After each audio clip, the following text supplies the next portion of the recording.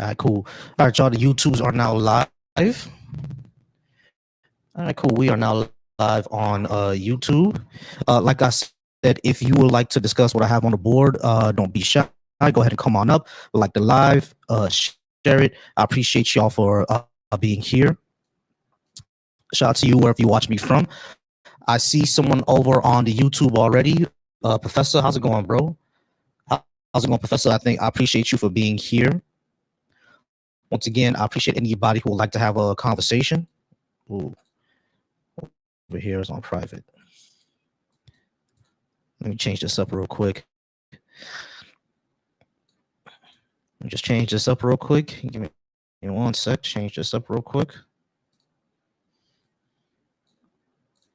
It should be public. I'm not sure why it was on private. All right. How's it going, the Great?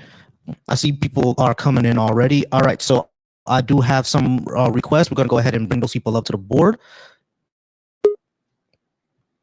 And we have someone over on the YouTube as well. Dan, give me a few seconds on the YouTube, all right? I got someone on the TikTok, so I'm just going to go ahead and talk. What's up, man? How's it going? Give me a second. I'm going to go ahead and talk to the TikTok real quick, Dan, and then I'm going to go ahead and bring you up, all right? All right, so we're going to talk to first. I think Chud was first. Chud, Yes, Chud, how's it going? Are you at least 18? Am I right? Yes, I am. I'm 20 years old. Great. And did you disagree with what I have on the board? I mean, I disagree, but do you think you give me a reason to believe in a God? Yeah, because, for example, I'm a neo-libertarian phalangist, and the reason as towards why I believe in a God is because it's inherent to the ideas of phalangism. I have no idea what phalangism is. It's a type of national syndicalism. What does that to do with believing in a God, though? Because in order to achieve a society that has good morals and is ultimately neo-libertarian phalangist, you have to embrace neo-libertarian phalangism, and you also have to embrace believing in a God. That doesn't really tell me anything. Yeah, it does, because you can look up the neo-libertarian, because, like, for example, everyone smart in the world was actually a neo-libertarian phalangist. Like Karl Marx, he described himself as a neo-libertarian phalangist, right? And so I think everyone, because so many smart people were neo-libertarian phalangists, everyone should be a neo-libertarian phalangist.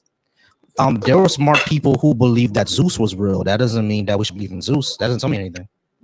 That's because they weren't smart.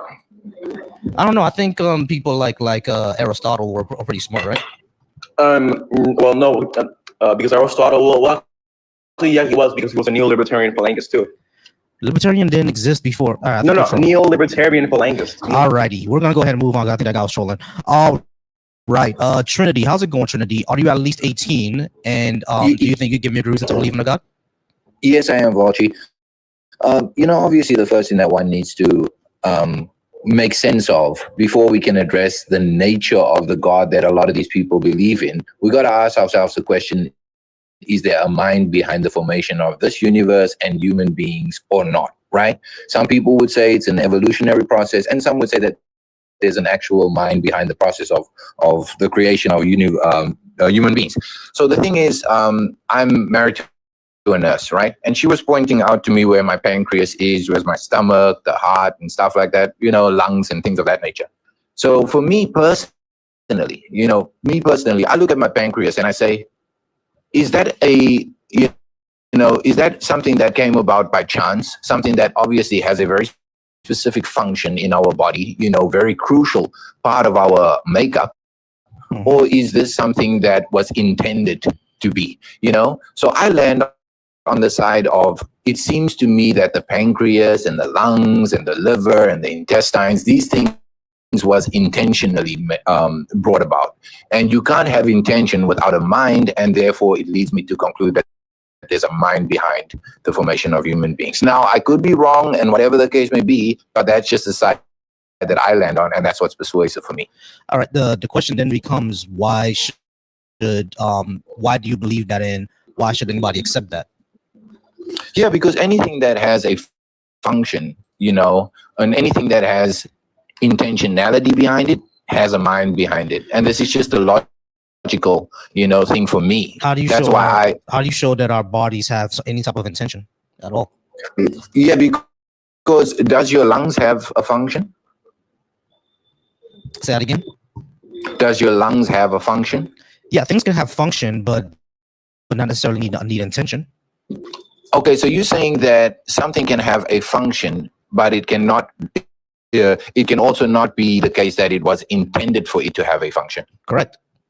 So you're saying that if the lungs didn't have, the functions that it has, and it had something completely different, we would still be able to have life as we know it. What do you mean? What does that mean? So something No, can I'm have saying- function, but that doesn't mean that it has an intention just because it has a function. Okay, so Like name me rain- one thing that. Rain has a function, but that doesn't mean that rain was intended. Okay, so you're saying that we could survive without rain? I'm not saying that we could survive. It's not about survivability. You're claiming that just because something has a function, that means it was intended for that function. There's intentionality behind it, but that's an error. That's a non sequitur. Just because something has a function doesn't mean that it has a deliberate intention behind it. Yeah, but you would also appreciate somebody who lands on the side of, hang on a second, rain does have a function, and because we have rain, we have survivability on the planet, and therefore maybe the intention behind rain was for us to be able to survive on this planet. That's the problem. You're assuming an intention. There's no reason to assume. But that. you're assuming non-intention. You're assuming I'm not assuming that there is no non-intention. intention. I'm not assuming there is no intention. What I'm saying is that we don't have the information to say that there is one. But surely you do understand the utility behind rain, correct? Of course, you do understand that if we did not have rain, we wouldn't survive. Yes, of course, I understand that, but that doesn't mean that it has intention. You have to show that you have to show that there's something to have intention first. How do you show that? Well, the way that I would show that, like I've done before, is to simply point out that anything that has a function, and I'm not talking necessarily about rain, or rocks, whatever, even though people can argue for the firmament and things of that nature. But I am speaking about the human experience per se. Now, when I look at the eye and when I look at the lung and I look at the pancreas, I understand that these things have particular functions that are exclusive to, whatever it is, right? And it seems to me that when I'm trying to design something, I know I have many different parts that has many different roles, and I intended for those parts to have things that way. Now, for your position, you're saying, oh, no, that's the case in everything that we design. However, it's not the case in our bodies. But that's the problem. You're assuming a design, and you have no reason to assume that. It's not assumption. It's a logical deduction. And here's the thing that I wanted to make clear, right? But it's not a logical deduction. What I'm saying is that it's not a logical deduction. You're simply saying things are designed. How do you actually show that? You need to actually show that there's a design first. You just can't assume things are designed. Because the only way that I can conclude that anything is designed is if that thing that I am observing has a function, and then it has an intentionality or a use. But just again, just because something has a function doesn't mean it has intention. So what has a function? You're making too so many what has a assumptions function that hasn't got an intention? The sun. So the function has the sun has a function that was not intended for it to be the case. I'm saying we can't assume an intention. You're simply assuming one. No. Obviously, the sun is there, but you do understand that without the sun, we won't survive. Right, exactly. Now, what if that does not mean? Hold on, wait. What I'm saying is that yes, without the sun, we would not survive on this planet. I'm saying that just because if that's the case, doesn't mean that the sun has an intentionality behind it. What I'm saying is that you're making a leap with no evidence behind it. You're saying, it has this function, it gives us warmth, therefore it was intended to give us warmth. There's no reason to assume that. No.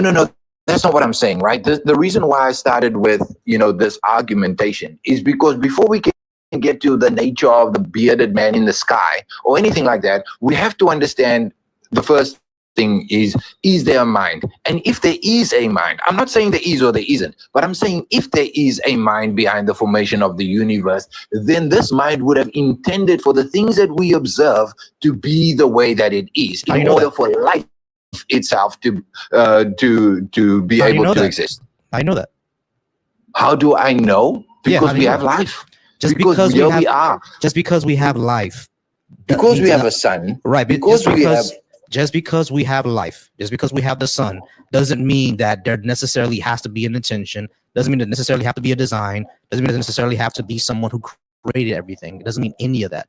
You're making Of course it assumptions. does. No, it doesn't. Of course it does. No, it doesn't. The sun has a function. That doesn't mean without it the has sun- a design or an intention. It doesn't mean that. So then where did it come about? We know that How stars did our are. eyesight come about? We know Volcy? we evolve our eyes. We evolve our eyes. Aren't you in the medical field? I think that's Yes, what you said I in the am. beginning. All right, so if you're in the medical field, that means you took biology. Okay, so here's the problem. What's your proof that we evolved our eyesight? Bro, you're in the medical field. No. What's your proof that we evolved our eyesight? Like you have to like I can't give you that that proof. Exactly. You say, So don't call my position wrong. Hold on. When you can Hold justify on, your own hold on. position as well. Are you saying that there's no evidence of evolution? No. We're not talking about evidence for evolution. Okay, We're talking so about eyesight. I And know, we're talking so about evidence that we evolved our eyesight. Yes, we right? evolved our eyesight because you know evolution is What's your proof for this? What's your evolution. evidence for that? Evolution. Evolution. So if I say God, then that's the same thing, It's right? not the same thing because evolution. Yes, it is the same thing. You're making a truth claim without actually substantiating. Trinity. Listen, evolution has evidence behind it. You understand that, right? Because you're in the medical field. You know about genetics. Very, very weak evidence. Trinity. Hold on. You're in the medical field, right? So you know about genetics.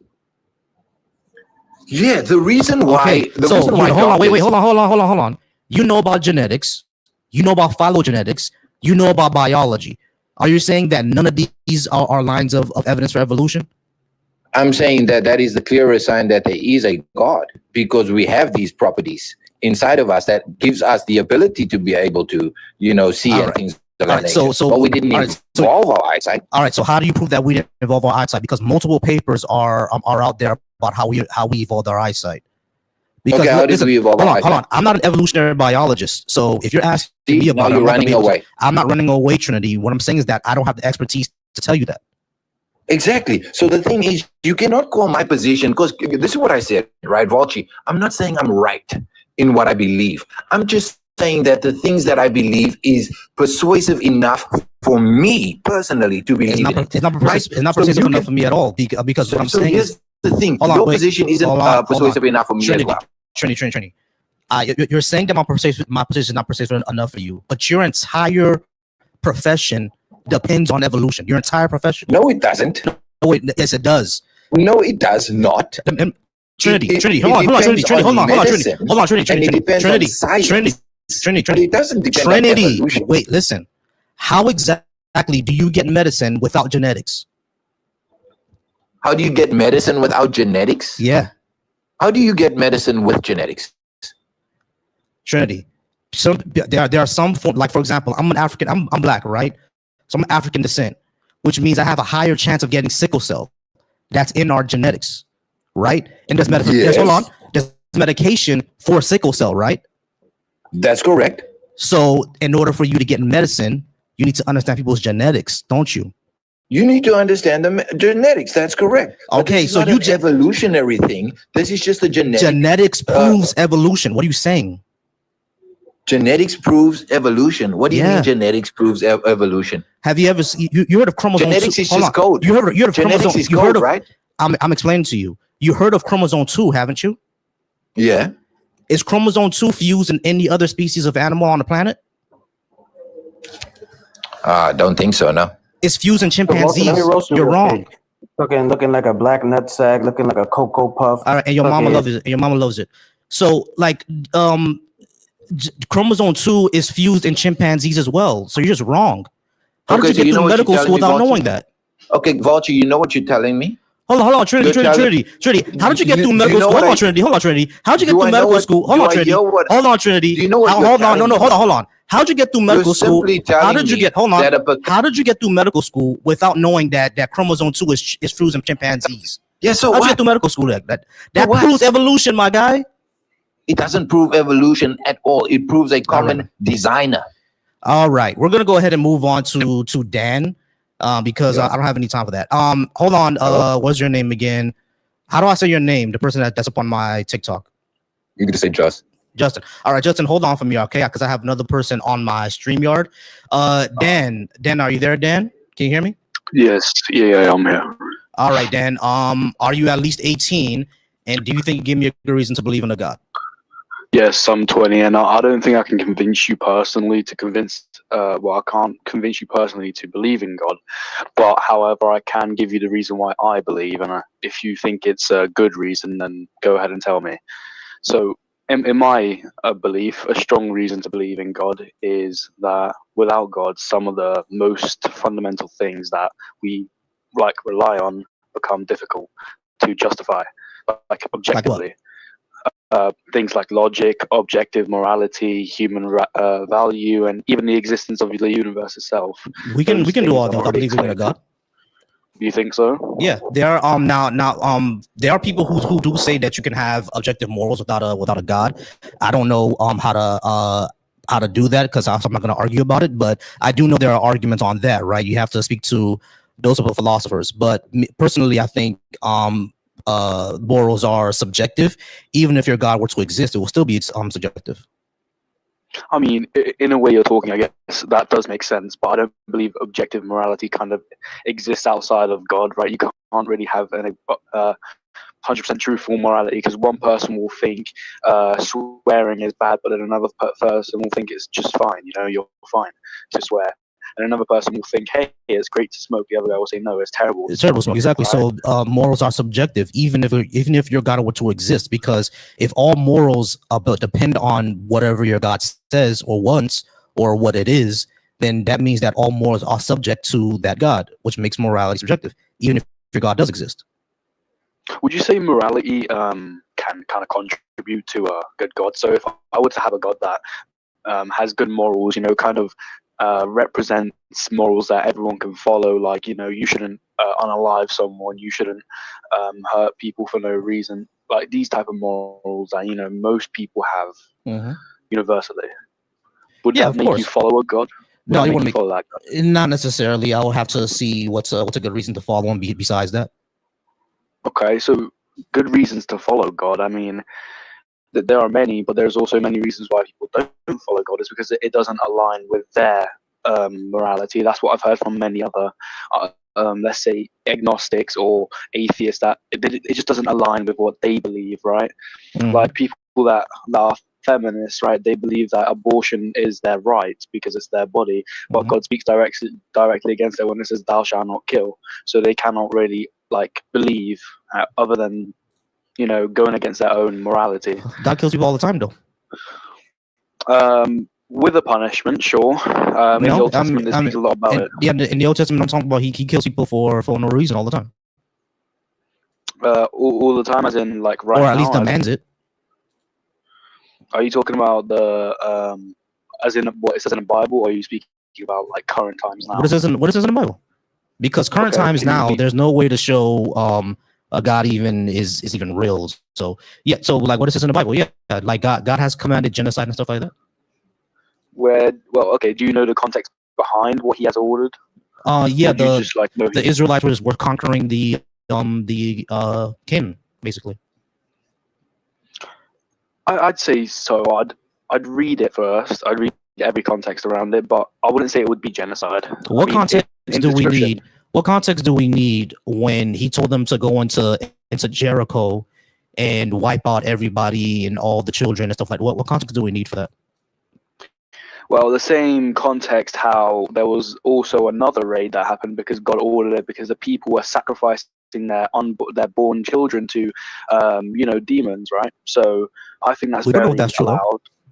No, I believe that the Bible is objective, so I believe it. You don't have to, right? I mean, that's fine if you believe it. What I'm saying is that when we look into the history of these people, that wasn't happening. Right, sure. I mean, we can take that standpoint, but like I said, right, there are many reasons why people got wiped out in the Old Testament and the New Testament, right? So let's speak of it now, right? This is not my argument or anything, and I'm not trying to go anywhere near this, but it was brought up, so might as well go for it, right? In the Old Testament, the people, the Canaanites and, you know, other tribes were, you know, sacrificing their babies. Do you think sacrificing your child, your newborn child, is a moral thing to do? No. But my question is, what is the evidence that we have that they were actually doing that? Evidence, other than scriptures saying wise, we don't have picture-wise evidence. If that's what you're looking for, I mean, do we have? We could have archaeological evidence as well. Like, but when we look into archaeology, we don't have any evidence that was happening. So it's The something same way how because the thing is, what we know about the Bible as well is that it's very very literary. So that means it's like it's written in a literary genre, right? These are like stories being told. So if you look at it in that way, all this was probably just propaganda against their enemies.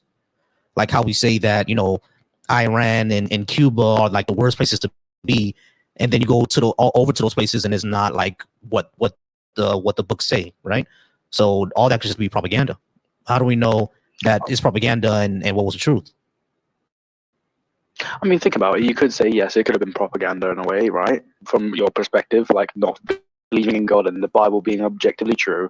Yes, it could have been propaganda for, you know, don't become a Canaanite, don't become an Israelite, you know, because they do these type of things. Mhm. But let's think about it this way, right? If I take a sharp object, I'm not going to be very explicit because it's night and people just, I'm not trying to be explicit. You take a sharp object and you point it at someone and you say, it's either you do this or I do this to you, right? Or otherwise, you know, in another situation, you're a little child and you can't verbally consent to anything I'm trying to get you to do. Mhm. But I'm going to do it anyway because, you know, my God demands so, right? Mhm. See, that's what the Canaanites were doing, right? And maybe, you know, in another way, it could have been propaganda to not become a Canaanite because it was maybe a contest or so, right? But it still wasn't morally right, even if it was true, or even if it was false. It wouldn't be morally right, morally right to use it as propaganda either. Right. So But what yeah, exactly. It wouldn't be moral right to use as propaganda. So what we're seeing in the Bible is that if these verses against the Amalekites are just propaganda, then that means the Bible is just lying on these people and it was just propaganda to take their land. So why would I even take that into consideration? Now, let's say we give it to you that these people were sacrificing their babies, right? Like and maybe that's wrong or et cetera, et cetera. Does that ever happen in the Bible too?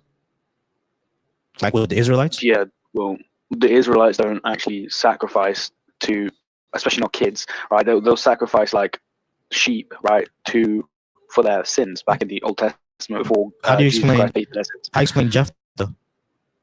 Explain what? Jephthah. Jephthah. Where is that in the Bible? I'm Jephthah not is too. is in Judges where he sacrificed his daughter to Yahweh for helping him win a battle. Okay. I'll read up more up on that because I'm going to be honest with you. I'm an honest person. I've not seen or read of about it. So if I ever, you know, read about it and I ever come across your live again and the topic happens to come up, I'll share about it and what I think about it. But I cannot, you know, give insight about that because I'm an honest person. But anyway, going back to my like main argument, and because we kind of branched off, I was going to say like if reality is ultimately just, you know, matter, you know, a blind process without God, right? Mhm. Then, you know, I think morality becomes just a subjective preference, you know, or even social conditioning, right? But That's most people like. no, I was gonna Go say on. that's basically what it is, even if your God were to exist. But like why would you say that it's not? What makes morality objective? Because from where I'm standing, it sounds like you're like, from me, where I'm standing, like, is morality, are things moral because God says so, or it's more whatever, you know, whether or not God says anything or not? Like which one is it? Well, from what I like to think is the truth is how God presents it, right? Mhm. You look at God and think He's all powerful, all knowing, all loving, right? So He must know the truth, and He only wants the best for you. So you must understand that. Well, His morals must also come from a place of light, a place of love, right? Not just a place of punishment where he'd want to punish you, where he hates you. He's not, you know, he's not some kind of psychopath who just enjoys your pain, you know, who wants you to have the worst type of morals there is. So that's what I think about the objective morality of God. That can be, you know, kind of shone upon other people if, you know, transformed by the love of Christ. But yeah, going back to the point I was trying to make about social conditioning and stuff. I mean, I'm People, not sure I if that think, really tells me anything, bro. I'm to tell you the truth. I mean, I'm sorry. Can you give me a second? I'm sorry, y'all. Give me 1 second. I'm sorry. Give me 1 second.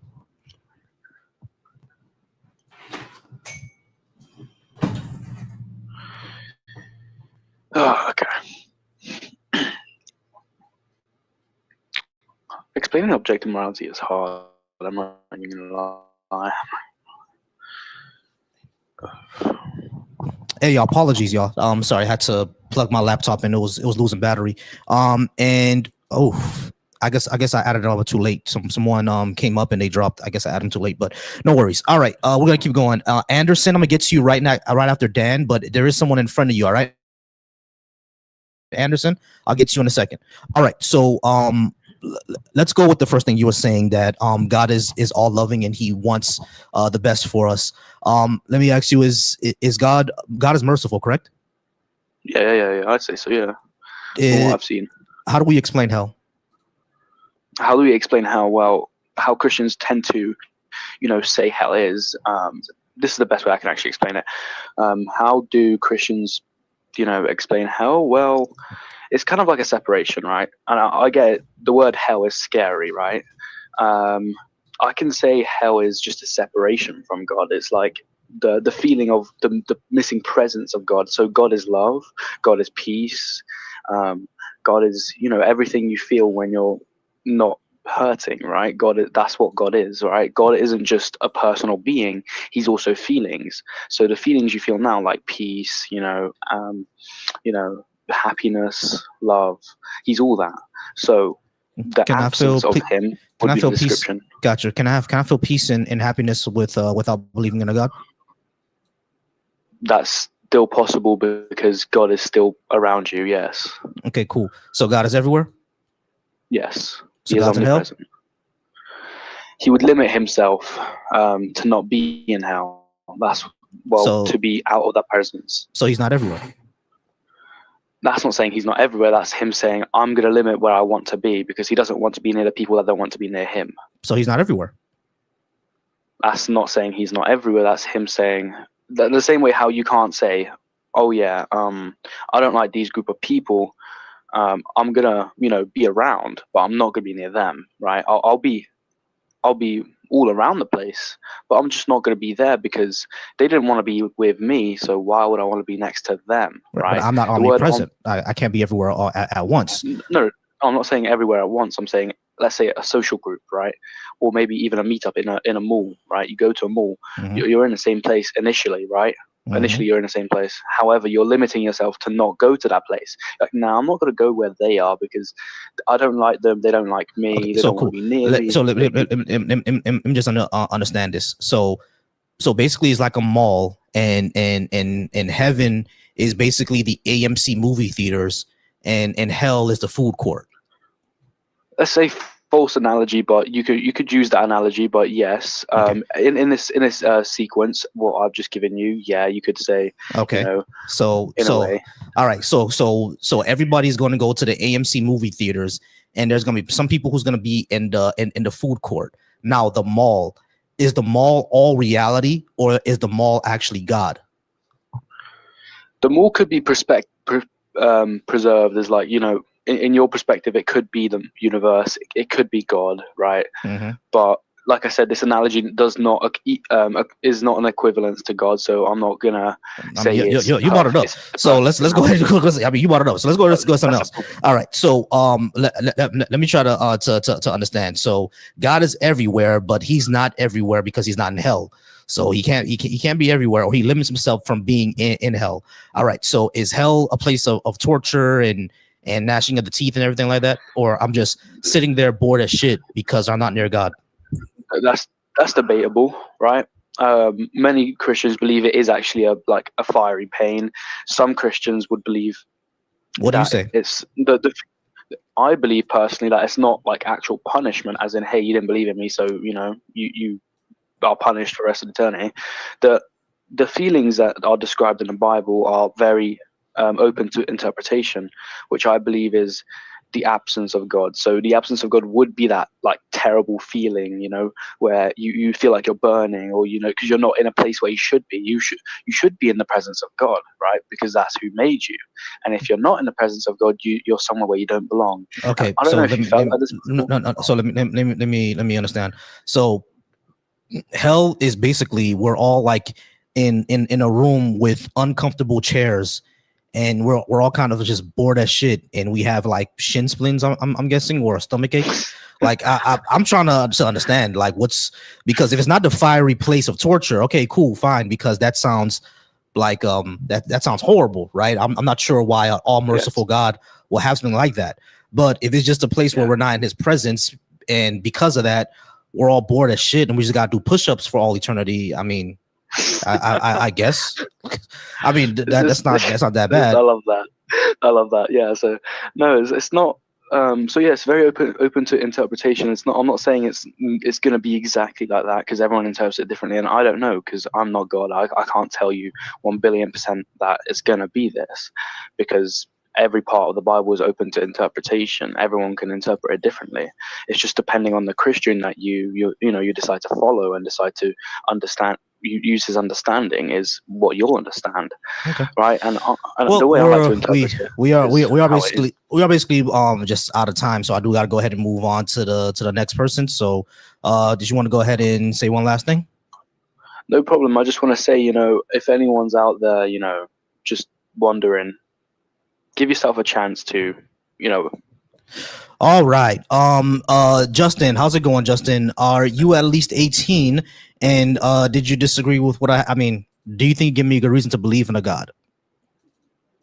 Yeah, I'm 18. Well, older than 18. And I'm not gonna I'll give you a reason, but I just want to like ask a few. I just want to say a few things like clarification wise. I got you. Can you give me just 1 second? All right, guys. I do appreciate everybody being here. Anderson, who's still up on the StreamYard, I'm going to bring you up in a second. Okay, I didn't forget about you. Just give me a few moments. All right, Anderson. Shout out to everybody at Deconstruction Junction. Thank you so much for watching me. Y'all wonderful. Go ahead and keep the conversation going. If you're watching me over on the Volcy Thoughts, I appreciate you watching me from there. Appreciate the $5 super chat from Professor. Thank you so much for the $5 super chat. Professor says, intention is a mental state which requires a mind with agency. Can call provide evidence for rain having mind and agency? Yes. Yeah, I mean, I already moved on from that person, but that's exactly what I was trying to get at. I mean, attention requires agency, and how do you show that without, how do you actually show that? I mean, there's no way to do that. But thank you so much for the $5 super chat.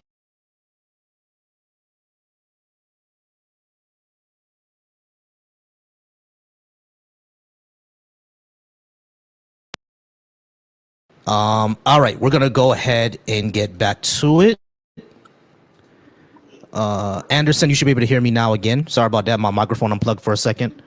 All right, guys, we're gonna go ahead and get back to it. Justin, how's it going? You said that you are 18, and you think you could give me a reason. Let me put the time on the clock again, and we can go ahead and talk about that. What's the reason in your opinion? Yeah, can I just like ask a few like clarification questions so I can like proceed? For sure. Yeah. All right. Do you hold that there is like, regardless of worldview, there is nobody that is like truly neutral in the world? There's nobody that's truly neutral. Yeah, that's an interesting question. I've never been asked that, but from a gut reaction, I would say no. I don't think there's anyone that's truly neutral. Now that doesn't mean that there can't be anybody that's truly neutral. I just never ran into it. In my experience, I don't think anybody can be. Okay, yeah, I was just going off because a lot of atheists kind of have this like misconception that like they're the default because they assume that babies are born atheists, but it's just like a myth that we kind of have to move past. But I was just asking if you think that like you're the default. Are you saying that is my position like not believing in a God a default? I think it is because babies don't have the capacity to understand that stuff yet, right? They have to kind of grow until like they're like maybe 3 or 4 years old. And as far as what we've seen, children like toddlers that are raised by atheist parents, they also grow up. Typically, a lot of them grow up not believing either. I mean, from the time that they're 3, 4, 5 years old, it's just not in their purview. Now they do have imaginary friends, and they may even be fascinated by magic and wizards and stuff like that. But a God belief, from what we've seen from those kids, they don't have one either. It just depends on who you're raised with. I was just trying to like just establish because I'm saying that nobody's born an atheist because like typically they'll try and say that, oh, well, technically they are because they lack the belief, but it's like, you can't lack the belief in something you cannot conceptualize. I think that's pretty obvious.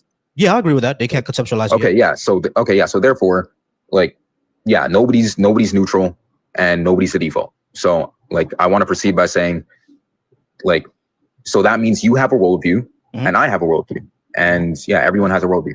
So do you agree that a worldview can be, do you think that a worldview can be valid if it has a contradiction inside of it? Even if it's performative contradiction? That depends. I would say that highly depends. Because politics has contradictions within it, right? Yeah, but like if you hold to a worldview, like I'm not going to say that it needs to be airtight, but I don't think that it should have a contradiction with like inside of it. Yeah, that's why I said it depends, because it depends on what we're talking about. Like for example, you ever heard of the paradox of tolerance? No, I'm talking about the atheistic worldview. I'm establishing worldview so we can like proceed with argument. Right. No, I understand what you're saying. That's why I said it depends. It depends on what we're talking about. Okay. Yeah. Well, I'm talking about the atheistic worldview. All right. You said, can it be validated if it has contradictions? Or even if it begins with a performative contradiction. Depends with a performative contradiction. I'm not sure how do we establish that in the first place? Because again, like I'm saying, it really depends. It depends on what we're talking about. When it comes to the atheistic worldview, I'm not sure if that even is a worldview. Our position is just that I don't see evidence that a God exists, so I'm not going to believe in one until evidence comes by. You know what I'm saying? I'm not sure where the contradiction is there. Because even you would, even you are like that, right? Because it's like until I give you evidence that I'm a billionaire, you're not gonna believe me that I'm a billionaire just because I say so, right? Yeah, no, but like the thing is that like there's two definitions, I guess. There's the positive atheist that claims that there is no God, and there's one that simply just lacks the belief of it. I like the belief. That's my position. Okay, so that's the one that you are. Okay, so with that, would you agree that would you agree that the universe is entirely mindless, indifferent matter? That like doesn't intend for anything. Yeah, we don't have any evidence of that yet. I don't see any evidence that the universe is intentional or has a mind or anything like that. So are you holding to any actual claim, or are you just like, do you just want like, what do you mean? I'm confused. Like I'm confused on your stance. What are you confused about? I don't see any intention to the universe, so I don't believe the universe has intention. Okay, so you don't like, or is that like a truth claim, or are you just like, or is that just what you like believe as of right now? That's what I believe as of right now, until evidence comes by that us being conscious. I'm talking about the universe of itself, like planets or gravity or space-time, has some sort of intentionality or consciousness. Until that time comes, I'm not going to believe that. Okay. All right. Well, I feel like at that point, it's kind of just like personal and like valid evidence, but it's okay. I'll move on. Yeah. So in terms of like, so right now you believe that like universe is indifferent and just matter and motion and stuff like that, like no purpose, no nothing like that. Essentially. Okay. So, sorry, 1 second. So you would kind of say that you're like naturalist, right? You said, am I a naturalist? I would say, yeah, at the moment. Okay. So you believe that like our brains were, I guess not exactly designed, but I guess intended for survival purposes, no? Our brain was intended for survival purposes. I would say they evolved that way, yeah. Okay. So it's like if they were like intended for survival and all that, then like how could you trust it for truth if it was intended for survival? Like those are two entirely different things. Yeah, so and this is a real thing. Like, yeah, it's like I don't know if you've heard of the evolutionary argument against naturalism by Alvin Plantinga or not. I don't know. Yeah, Alvin Panic, I don't think he actually understands evolution, but yeah, when it comes to like survival and truth, yeah, those are two different things, right? So you're saying if it's built for survival, how can we trust it to tell us the truth all the time? We can't.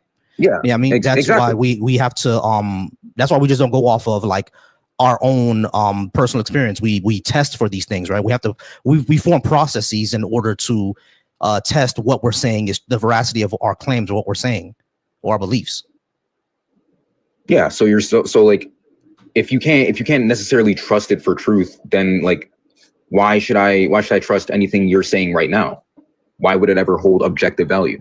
And if there's no objective truth, then it's like, you know, like I feel like it kind of crumbles right there, because if you can't really account for anything objectively true, then how am I supposed to trust that? How am I supposed to trust you when you assert that there is no God, or that? Well, I don't assert that there's no God. That's the first thing. But when it comes to how do you trust me on anything, that's you're kind of basically going into solipsism, because no one can prove we exist outside our own mind, right? We just kind of accept it as a part of reality that we're interacting with someone else through our sense data, so they must exist. No, like I see what you mean. I'm not really I'm not advocating for solipsism, because like that's like kind of the whole thing where it's like, oh, nobody can prove that there are any minds other than them. Mm-hmm. Like neither of us hold that worldview. So like I feel like that's kind of just out of the question. Right. So when you said how can you trust anything that I'm saying, that really depends on what I'm saying. If I'm telling you that I'm a billionaire, you probably shouldn't trust that. But if I told you that I'm a billionaire and I show you my stock portfolio and it has 9 zeros, okay, yeah, maybe that's more information for you to trust that I'm a billionaire.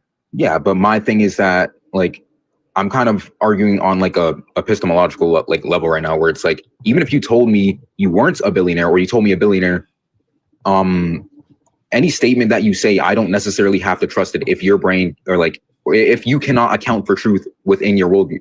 That's the thing. If everything is just truth in my worldview, because truth is, in my opinion, is what comports to reality, right? So if within reality I have a stock portfolio that has 9 zeros, then in reality I'm a billionaire, because that's how we define billionaires. I guess on then you would be objectively a billionaire if your bank account matches what you're saying. I'll be a billionaire, because that's how we define what a billionaire is. So that's how we account for truth without any spiritual stuff through but evidence, that's more like a material thing. We're talking about like the existence of God and the origins of the universe. I think when it comes to the origins of the universe, it's a lot different. Yeah, when it comes to the origin of the universe, what we have is the evidence that we see, cosmic microwave background radiation, things like that, etc. Redshifting of galaxies, those type of things, right? Yeah, so when it gets to a point where we get to the singularity, the hot dense state, where our physics and math can't really comprehend what's happening there, but we know everything, because from what we can account for, everything expanded from that point. Yeah, I mean, so before that, or what even that is, we can't tell at this point. That's the basically, it's not a hard stop, but we're trying to figure it out. I mean, and people smarter than us will figure it out one day. But right now, we don't know what the hot dense state is, where it came from, or even how to explain it. That's why we say hot dense state or singularity. I mean, but when it comes to like a God belief, we can't say that one exists or not either way. I mean, the only thing that we can say is that we can't demonstrate it to exist outside of our imagination. So no reason for me to believe it. Okay, so you're basically saying, damn, I'm already out of time. I'm not gonna lie. What's it called? So I guess you would be saying that you're more agnostic atheist then, since you don't know. I'm an agnostic atheist, correct? Oh, okay. Yeah, I'm not gonna lie. I don't think any of my arguments could even, my arguments are more like shifted towards like the positive atheist, or just atheist in general. But okay, yeah, I mean, you could talk to someone. No, you have a good night. You have a good day, bro. Not a problem. Yeah, you too. Huh? You could talk to someone named Dr. Blitz or Ian. They're definitely on the God doesn't exist hard atheist stance. Me, I'm more on we can't really show one to exist, so I don't believe it. So like follow Dr. or find, I would say, not follow, you don't have to follow them, but find someone named Dr. Blitz, find someone named Ian. They do debates usually in the afternoon. If you have time, definitely jump on it and have that discussion, because I think your arguments will probably be a lot better with them if you can talk to them. Yeah. Like my whole thing can't, like it's really targeted towards like people who actually like make the positive claim that there is God no doesn't God exist. Yeah, I got you. No, not a problem. Yeah. Hey, but I appreciate you No, being you have up. a good day, bro. You too. Yeah. All right, guys, I do appreciate y'all being here. What's his name? Volcy. I'm gonna get to you in a second. All right. I do appreciate you, but Anderson over on my YouTube, he's been here and he's been patient, so I do got to get to him. But I promise I'm gonna get to you when we have time. I do see you, Violator, in the at the queue as well. And Anderson, I'm gonna talk to you in a second. Give me 1 second, Anderson. As a matter of fact, Anderson, test your mic real quick for me. Say mic check 1 2. Mic check 1 2 1 2. Cool. Everybody hear him? Volcy, do you hear him? Yeah, I hear him. Okay, great. Violator, are you at least 18? And do you think you give me a good reason to believe in a God? Yes, over 18. Okay, cool. You're gonna be right after Volcy, all right? Everybody, thank you so much. Thank y'all for being patient. Anderson, give me 1 second. All right, so once again, if you're watching me over on the Deconstruction Junction, I appreciate you so much. Thank y'all. Go ahead and keep the chats going. If you're watching me over on anything else on Twitch or on YouTube, go ahead and you can join in on with the link tiny.cc/volcylive. I appreciate you as well. And if you're watching me over on Volcy Thoughts, shout out to my mods. Thank y'all so much. I'm gonna go ahead and put a super chat goal up, and you guys can send that.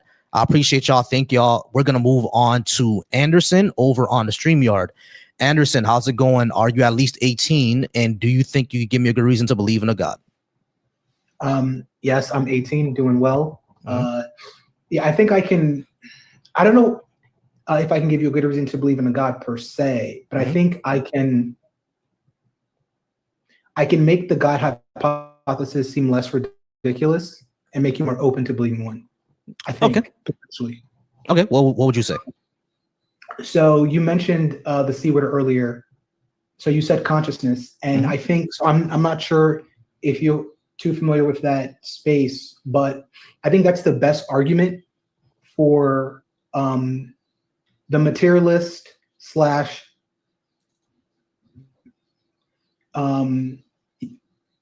physical worldview. It has a clear limitation. So the argument it's quite subtle, but it's that the process of subjectivity or qualia, or the fact that it's like something to be you, there doesn't seem to be a clear run through or a clear mechanistic process where you can go from physical matter that is, physically interacting, having some sort of higher order organization, that at some point you create this subjective experience. The subjectivity part of human experience seems to simply come out of nowhere. It seems to be the most important thing, because without subjectivity, then what you have is a non-feeling physical system that can still do all the physical things that a system could do, except there's no experience. So to put it more tightly, you can think of a system where someone touches a stove. The process of touching a stove is physical system, which is the heat, has to travel through your arm, through your nerves, hit your brain. That entire process is a physical process. But the upshot is the subjective experience of how it feels for you to feel fire. That subjective experience does not need to be there for you to go, oh, let me pull my hand because this is not safe. There's a ton of physical processes that happen. I mean, most physical processes that our bodies take part in, like our, digestive system, pupil dilation, these are all physical processes where you have a physical reaction where you have a mechanism and there's no subjective experience. So there's no reason for subjective experience to emerge from a physical process. And this is completely unexplained. And it's more odd than that. It's not that there's no reason for it. It's that there's no plausible explanation for how a physical system can give rise to emergent qualia subjective experience. So this is just a massive mystery. It's actually bigger potentially than the nothing to something jump. It's actually bigger than that, because in theory, that nothing to something jump is still a physical mechanistic process that, although odd and strange, you can see how you can go from point A to point B. The qualia issue, there's no intelligible, there's no reasonable way for you to go from 0 to 1, and it's not necessary for a physical system to interact with its environment. And qualia subjective experience is the most important thing in the universe, because without it, what you have is you pretty much have a computer, or you have like a physical system that is interacting in the world, but you have like a thermometer that's extremely complex, where the temperature can rise and raise, but it doesn't land on any internal system. Okay. So this, okay. Let me, so just to wrap up everything that you're saying, our subjective experience, like, cause we're a physical body, but our subjective experience didn't need to happen for the physical body to interact with the environment. No, it's not that it didn't need to happen for the physical body to interact with the environment. It's that it didn't need to happen at all for any living organism to be alive. But so what? So there's no explanation for it, because it is redundant. It is superfluous. Not necessarily, because us having the conscious experience helped us survive, right? Like what you're saying with the thing about fire. If humans didn't have a subjective experience of pain, we would always be touching fire and we wouldn't survive, wouldn't we? So like Right, the reason could just be survivability. Like those who didn't have that subjective experience of pain didn't survive, or they didn't survive as much, because there are people who now today, like, they don't feel pain, right? They feel no pain at all. But what happens to them? They get sick, their body falls apart, they get viruses, et cetera. And you have to be careful of them, because if they're always running into things, or, kids run into things, kids burn, et cetera, they're going to get infections. And that's a big thing with people who don't feel pain. They're always getting infections. Yeah, I mean, because they don't feel anything. You know what I'm saying? So what I'm saying is, right. So hold on, Anderson. What I'm saying is that with everything that you just said, you said that, it didn't need for people to be alive. Actually, it did, because we wouldn't survive without it. Right. So we need to take a step back, because you're not, which is totally understandable, because I'm not explaining it quite well. And if it's your first time hearing this concept, it can take a while. So I'm not accurately communicating what I mean by subjective experience or qualia. There's another thought experiment that we can use to help kind of pump your intuitions here. So the thought experiment, so it goes something like, there's a woman, she's in a closed room and she's never been outside. And she's never seen color? Correct. So it's that whole thing. So the question is, when she steps outside and she sees color, right? Mm-hmm. Does she learn anything new? And she does, because it's not in the equations.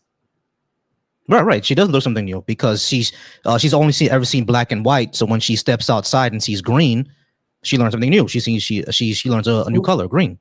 She can't put the label to it, because she doesn't know what it is yet. But it's a new experience. Right. But the key, But the key point that I think you're kind of overlooking here is that she's a physicist that fully understands the physics of color. So that's technically all the physical, information that is needed to process and to understand how color works and what it is. That's why when she steps outside, the question is she experiencing, or does she get new information that was not there simply in the equations? And when your because your intuition. Yeah, because if she was in a room that was only black and white, then green, blue, and yellow was not part of her equation. No. So it's that, but the equations, right? The equations that are used to track, physical systems that can display color. Those you can track those. They're just, I mean, they're not equations that I know, but there are equations that people know where you can look at the equation and you go, okay, now we have light that's at this spectrum because we see this equation. Gotcha. Now, All right, I got you. But Anderson, my question is, within this analogy, does she have access to those equations? Right. She has full access. She knows all of the equations perfectly in and out. Okay. So she's aware that green is a thing. She just never seen it. Correct. Okay, cool. Correct. So when she goes outside, she gets a new experience of the green that she's never had experience of before. That's possible to happen. Like, you can have information about something and never experience it. Right. Now that right there, the fact that she now sees the color, that's what I mean by qualia. You gave an example about someone who could not feel something because something in their brain or something in their system is not working. But that's there are not people who what I can't mean feel by pain. Qualia. We're not talking about it from that high level. We're talking about it from a much more granular level. So like something like your eye, right? Your eye and your pupil dilates when you take light and you put light on it. Now you don't have a subjective experience of that physical process happening. Mm-hmm. That's what I mean, that you could in theory have, they're called philosophical zombies. That's not a jargon, that's an actual technical term, where you have a system that has all of the neurons, all of the physical processes that a human has, right? But it doesn't have subjective experience. It doesn't need subjective experience to go, that's a lion, I need to run because it might eat me. Why does it not need to have subjective experience? Because it still can use the physical information that it's getting, which is the light hitting its eye, seeing the predator, mm-hmm. and it can have the the algorithm that's in its brain that has it react based off the physical information that's in its environment. And I'm really not sure what we're getting at, because like anthropologists have looked into a lot of this, right? There are people, like, human beings are agency detecting machines, right? We needed to detect agency because if we didn't survive out in the wild. Like what you're saying right now, the saber-toothed tiger would eat us if we didn't know how to differentiate between a saber-toothed tiger and a tree. You know what I'm saying? So like the ancestors that didn't know how to do that or couldn't do that, they didn't survive. And those that did survive. Correct. I'm with you 100%. But the thing that I'm talking about is at a much narrower level that is not talking about it from that level. Because what level are we talking about it then? Because that's right. Really we're talking about it from the process. For instance, the process of a physical system, mm-hmm. physical systems that interact mechanistically with other physical systems. That is to say, how do they emerge into our subjective experience? Well, hold on. When you so just like track this. When you take a light and you flash it into your eye, right? Or the process of, let's say when you eat something and your body responds mechanistically and you're not aware of that physical process that's happening. Why? Because you're not subjective. It's not salient to you because subjectively you are not aware of it. But what is happening, the physical processes, because we are a physical Right. system. So, and Anderson, I get all this, right? The physical processes, we're not conscious of it. Like I get that. We're only conscious of when it hits our brain. I get all that part, right? But what is this telling me? Like, it doesn't really tell me anything. Just because, like, that physical process that hits our brain, and then we get a conscious experience. What? So what? What is that telling us? Because we needed to get those conscious experiences for us to survive. Like, it helped us survive. I mean, so no, like that's no. So that's literally it, and it's called David Chalmers' The Hard Problem of Consciousness. That's the actual technical name of it. My first time, the first time that I came across it was through Sam Harris, and then it kind of sucked me in. It is the strongest argument. It is the strongest argument and the biggest gap in the materialist worldview. How is it a gap though? Because I'm not sure if I'm understanding it incorrectly. Because all it's saying is that there's a physical process that happens. Then when it hits our brain, we get a subjective experience, and there's a gap there to explain. But one of the explanation, like, sure, I'm not denying that there's a gap there to explain, right? But one of the explanations can just be survivability. We needed a conscious experience for us to survive, because evolution is built for your survival, right? If we didn't get this experience, we would not survive. So over generations, we built that experience to survive. That could be the explanation there, but I'm not sure. Maybe I'm not understanding you. Maybe there's another way to explain it. If there's another way to explain it, yeah, sure. But because maybe I'm not understanding, because it seems like the answer is we needed to survive, basically. What are the answers could there be? The thing that you're not not acknowledging is that you can have a physical system that interacts with its environment, and it interacts in a way where based off its genes, based off its characteristics, the ones that are most fit will survive and will transmit that information to their descendants. But that entire physical process can happen without subjectivity, again, because we have clear physical systems that we know can interact in a cause and effect manner without the human or the person being aware of the subject of the nature of the thing while it's happening. Again, like the simplest example is when you take, I think that the example with the hand on the stove is the best. Think about what happens when your hand touches the stove. It's not magic, right? You literally have neurons, or you have cells that have some type of electricity, and there's physical information that literally needs to travel at some speed, at some miles per hour. It has to travel up your arm, and it has to go in your head, and then I think I get it. I get what you're saying. How do these physical processes jump into subjective experience? How does that happen? And why does that happen? Yeah, sure. That part right there, we can say we don't know. Maybe it has something to do with survival. Maybe it doesn't. We don't really know yet. But it doesn't really get us to a God, does it? Hold on, I'm sorry. You can't ram through that point, because this is the analogy that helps clarify the larger idea. No. I'm thinking. I'm understanding the larger idea. Why and how do physical processes become subjective experience? Why does that happen? How does that happen? We're not sure of it yet. I get that. How does this get us to a God? From my viewpoint, this entire process could just be about survivability. You know what I mean? Because that's all that's what all the sciences teach us about evolution, right? This could all be about survivability. Maybe it is, maybe it isn't. Now, if it isn't, there could be another reason. Sure. How does this get us to a God, though? Okay, let me just finish up what I was saying, and then I will answer that question.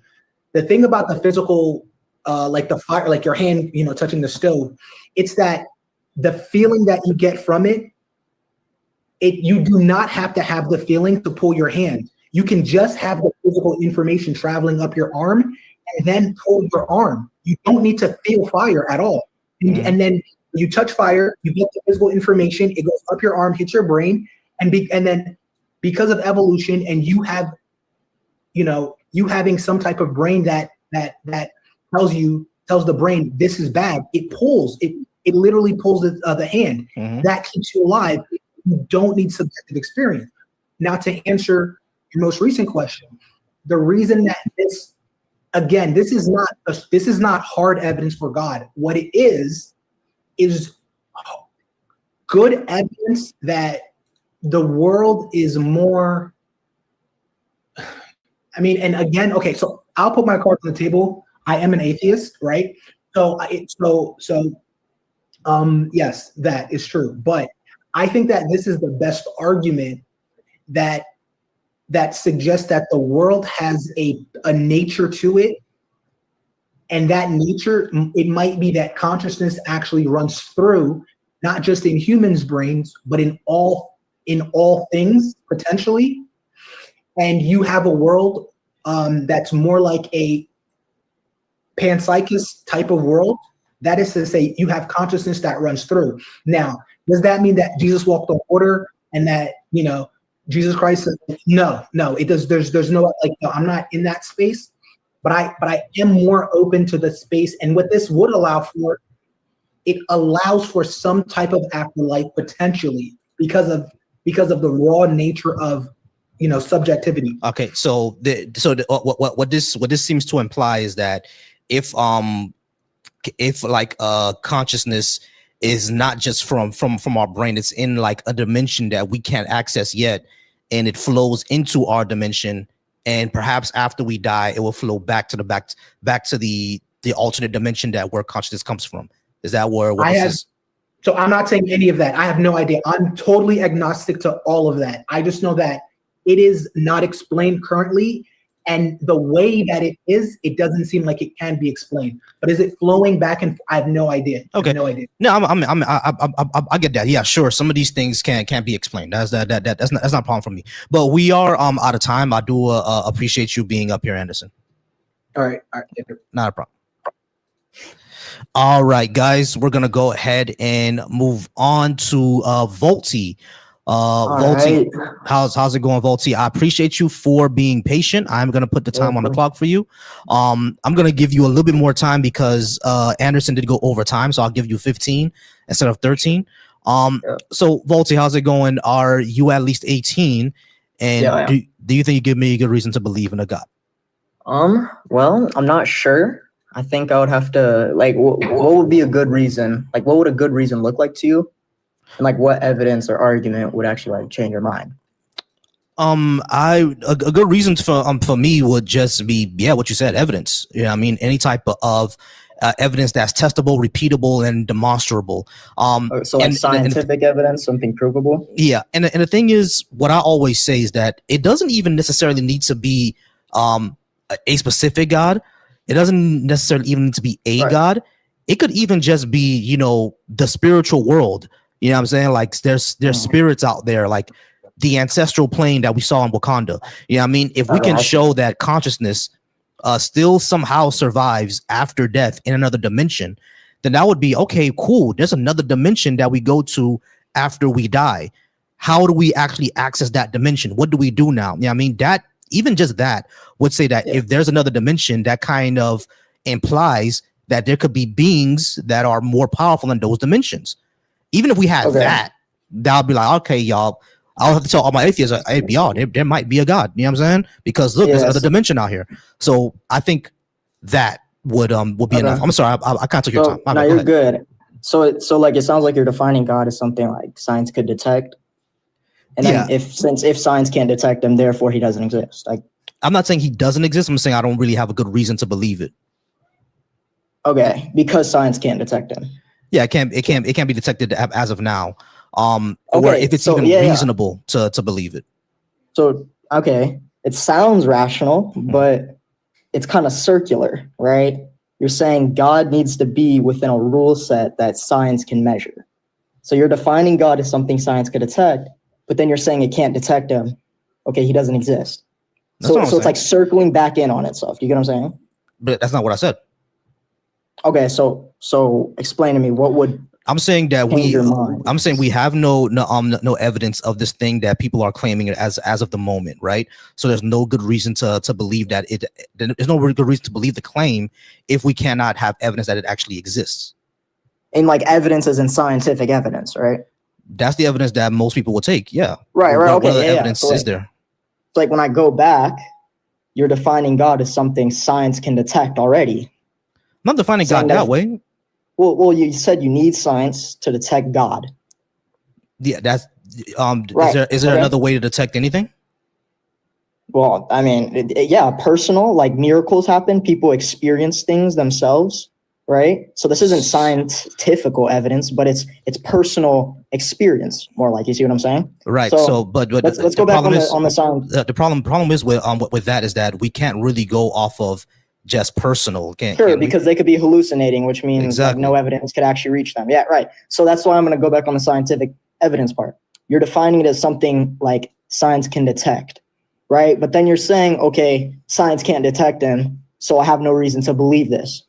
But if you're defining God as something science can literally detect itself, and then saying, oh, he doesn't exist within science, but I can detect him with science. Well, how is that? You know what I mean? It like circles back in on itself. The problem is, Volcy, I didn't define God. Well, no. I'm saying, like, I asked you, remember at the beginning, I was like, what reason would change your mind? Yeah, evidence. And you're like, evidence, scientific evidence. Scientific evidence. Right. And again, if you're defining God as something science can detect. I didn't do that. I didn't do that, though. Well, you said in order for me to believe in God, I need scientific evidence, which means God has to be detected within science. Okay. So is there another way to detect things? Yeah. Okay. Like I just said, personal experience. Right. But you already admitted God that appeared in front of you right now. Right. But you already said that personal experience is not that great because a pink dragon can. Well, no. According to you, right? According to you. Right. But Volcy, listen what I'm saying too. A pink dragon can appear to me in my personal experience right now. That wouldn't mean a pink dragon exists, does it? Well, to others, maybe not, but to you, maybe. You know what I mean? Right. So to me, okay. So if we're gonna do that, then that would mean that let's do this. But that's also denying the fact. Hold on, wait. Let me just say let me just kind of. My argument isn't personal right away. It's on the science. I got you. But let me try to pin down. Are you is your position for like a general God or a specific one? Yeah, like a creator. A creator, or so a general one. Yeah. Okay, cool. So just a general one. That's fine. Okay, cool. So it still goes back to the thing about the pink dragon. Hey y'all, that's my wife behind me. All right, that's what y'all seeing. I haven't moved my camera yet. But what I'm trying to say is that all right. So if we're gonna say that it's gonna be personal, right? Again, that we will have to say that okay, if that's the case, then if we're going all personal, then genies and dragons and unicorns and mermaids, those are all real. Because there's no scientific evidence for all of these things. But if somebody experienced it, had a testimony about it, and they said it was real, then we don't know as of right now because science hasn't proved or disproved it. Do you get what I'm saying? Right. I mean, yeah, sure, we can. So here, wait. What I'm saying is that since we cannot show these things to be true, right? Because if they're interacting with our physical world, why won't be able to detect them physically? Well, maybe science hasn't discovered it yet. Just like science discovers new things every day. You know what I mean? Maybe it just hasn't reached that portion. But here, wait. Let me go back on that main thing. What would you define God as? How can we detect God if he existed? How would we be able to do it? I don't know. That's the thing. That's the people who believe in God. Okay. So that's okay. That's honest. Okay. Okay. But then don't you see how, like, if you don't know how we can detect God, you're just that's your reason to believe God doesn't exist because I don't know if I can detect him.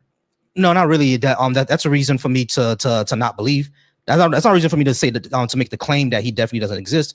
But it's enough for me to not believe. Sure. Like how can that be your belief system to say, oh, I don't know if he exists because I can't detect him, so he doesn't. I believe he doesn't. There's like I could say I don't believe leprechauns exist because we've never detected leprechauns. There's I can say that we never detected a pink unicorn inside the core of Neptune. So, Okay, would anything change your mind about yeah, sure, God's evidence. existence? Yeah, Okay, sure, give me some evidence. what type of evidence? Scientific evidence. Give me some scientific Okay, evidence. then you're defining God as something science can detect. Okay, therefore, if he can't be detected through science, how do we detect? No. Let's assume then? he can. Let's assume he can. He can. Okay. And then let's say science can't detect him, therefore he doesn't exist. Wait, hold on. He can be detected through science, but science can't detect him. Well, no, not truly. He can't be detected through science, but you're saying that his definition needs to be scientific evidence, which can't be detected. What I'm saying is that the evidence for him should be scientific evidence. Yeah, but you're saying God is in the world of science. God needs to be something science can detect. Therefore, why not? Therefore, if science can't detect him, he doesn't exist. I didn't say he doesn't exist. I said we have no reason to believe that now because there's no evidence of it. Right, because science can't detect him. But that's just circular. How is that? How is that circular? What I'm saying is that there are people who claim that there's a supernatural character out there that created the universe that exists outside of space and time. How do we actually prove this to be real? How do we detect things outside of space and time?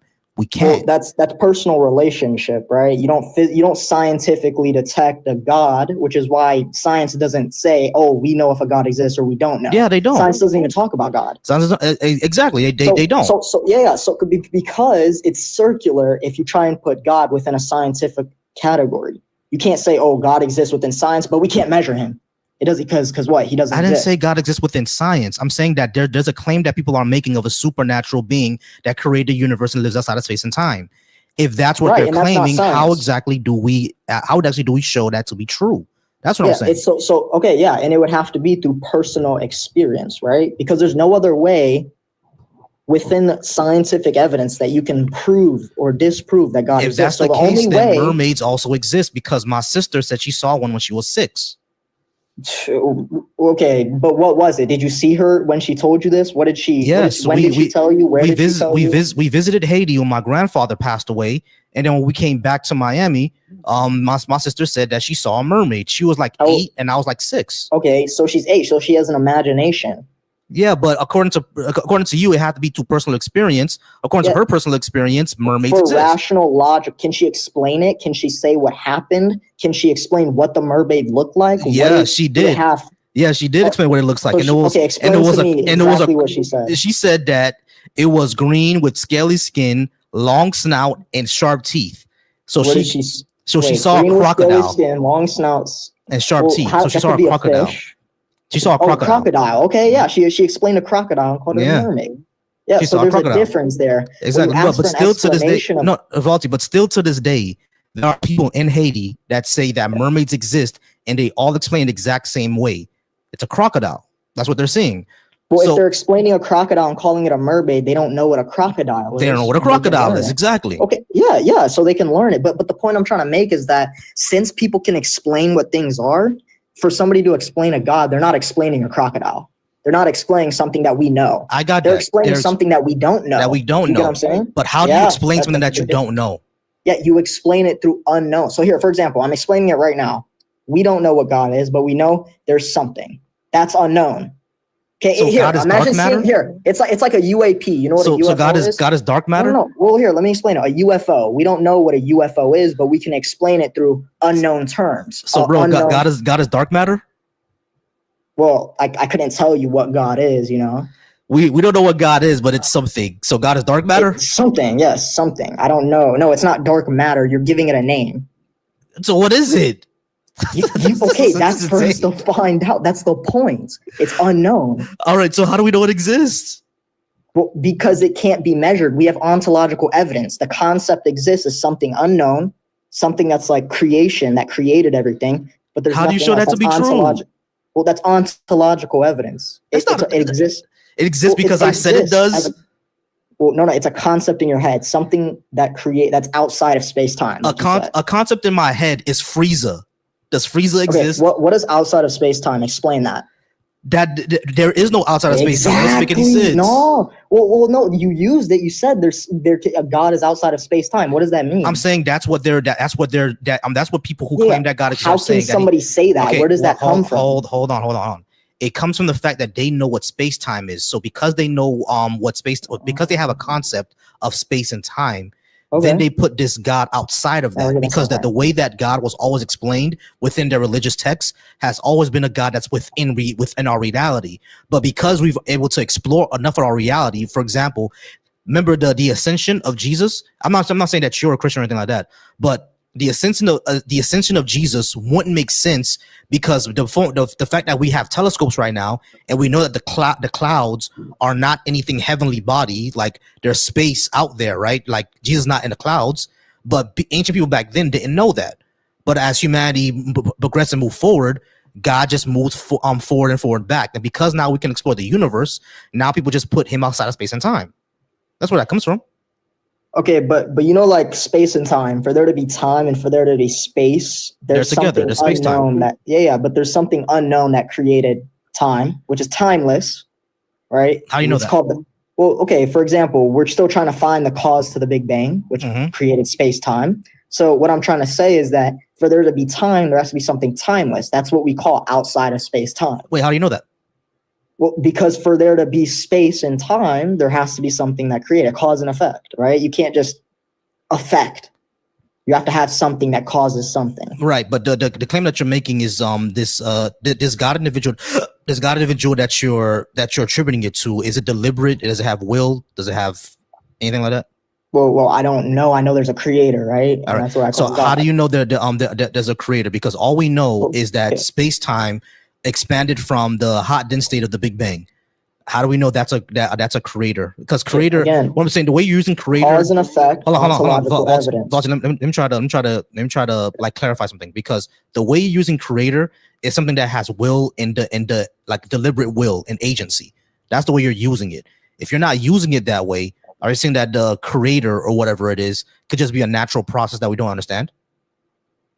Well, no. It's a God is like a thing outside of natural process, because that's within science, right? So it has agency. Only here. Let me explain something. Science is what measures what's natural. What I'm asking is, does God have agency? Does it have will?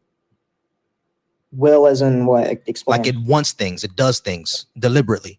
Like me taking off my hat, like I did that deliberately.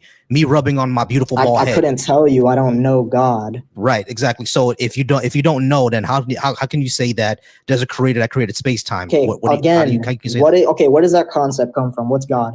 What is that word? That concept comes from that word is, I think, is Latin, but the concept comes from the fact of that humans are agency detectors. We detect agency in everything. We had to do that. Agency? Hold on. I'm explaining. Okay. We had to detect agency because it was a way for us to survive. You see what I'm saying? Because if we were out there and we saw a bear and we saw a tree, but we couldn't differentiate between a bear that wants to eat us and a tree that's just standing there, you got eaten, right? So we evolved to detect agency. But what happened is type 1 errors. Type 1 errors is basically that we detect agency in everything now. That's just basically a fact of evolution. So what was God representing back then? God was representative in God was representative in animism. It was like the trees, the stars, the sun. If you look at all ancient, let's do the Bible. If you look at all ancient religions, that's how they use. If you look at like Zeus, for example, Zeus is just a personification of the sky, just like Apollo is a personification of the sun. I see what you're saying, but what about the Bible? When it comes to the Bible, the fact is that human beings, we can't worship 12 gods, right? So what happens is that those gods become more and more like this happened in ancient Greece, for example. In ancient Greece, Athens, who do they worship? Athens worship Athena, while Sparta worship Ares, and I think it was either Corsica or which one was it? Corinth. It was Corinth. Corinth worship Poseidon. You see what I'm saying? So sure, but what God does Jesus represent? The God that Jesus represents is Yahweh. Yahweh was the storm and war deity of the ancient Canaanites. No, but isn't there more to Yahweh? Isn't that like above everything else? It's like every God. No, Yahweh was part of a pantheon. He wasn't even the highest one. So you're saying the Bible doesn't say anything about like an all-knowing outside of space-time? It does. No. That's what I'm saying, Volcy. What I'm saying is that The Bible does make Yahweh like the leader of the cosmos, but the ancient Israelites also always believed in a whole bunch of gods. It's just Yahweh was their main patron god. And Why? then What's so special about Yahweh? Because he was the storm and war deity, and the Israelites at that time were at war. No, but what did that represent physically? War. Well, oh, so you're saying all war represented Yahweh? Yeah, because that's what the ancient Israelites during that time when they started what would worshiping. You say about Jesus spreading hold love? on. I'm explaining Volcy. God of war. I'm explaining Volcy. Okay. During that time, the Israelites were at war, right? So they worshiped the war god, and in order to bless them with more war, and they were conquering Canaan basically. So because they were conquering Canaan, they had to worship a war god. Right, so they were worshiping the god of war, who was Yahweh. After they took over it, they took over everything, right? They just made Yahweh their main patron god because he was the one that gave them the promised land. So they made him the main patron god. And after a while, after hundreds or maybe even a whole millennia, you have to go ahead and survive with your neighbors, right? And that's when the Jesus figure comes along. So you're saying Yahweh means God of war? Yahweh was the god of storms and war, yes. Okay, so then why isn't Jesus considered as the god of war if he's Yahweh? Because Jesus brought an entirely new philosophy to. Well, it wasn't even entirely new. Okay. Jesus just became the most popular one that was preaching a different philosophy. Well, but if he was Yahweh, but if you gotta understand, dude, what you gotta understand is how polytheism turns into monotheism. That's what you need to. That's where you need to look up, and that's where you need to understand. Because Middle Eastern polytheism is accumulation of different beliefs over time that led into monotheism because of political stuff and political structures and a whole bunch of other things. So colonization and monotheism really go hand in hand. Okay, hold up. Let me bring it back to the main question, okay? Because again, I started this question. We kind of got off topic, went into the Bible, everything else. But the main question was, what would a good reason look like to you? What evidence or argument would like change your mind? Because your question is, give me a good reason to believe in God. So what would change this? What's a good reason to you? What does it look like? Okay, cool. Have you ever read about Paul's road to Damascus experience? No. What? Okay. Paul on the road to Damascus, what happened is that the way he converts to Christianity, according to what the Bible says, is that Jesus appeared to him in the sky and said, "Why are you persecuting me?" Now, Paul was an educated person, so he spoke Greek. So Jesus must have been speaking to him in Greek, and he appeared to him in the sky, saying, "Why are you persecuting me? I'm the Lord," etc., etc. So, the best evidence that an almighty, powerful creator who can have this power to exist, my best evidence for it would to be give everyone on the planet, everyone at the same time in their own language, that same experience. So not just like people here, people there, everyone at the same time, in their language, that experience. What about the people that come? Volcy. Give everyone at the same time in their own language that experience, and everyone survives. That would not be possible if it was aliens or some shit. Because even if we say that it was like aliens or some shit, why did the aliens choose that specific God? You know what I'm saying? So if you're able to give everyone at the same time in their own language that same experience, and we all survive, that will be enough evidence for me to say, okay, cool, I'm 99.999% sure that God exists.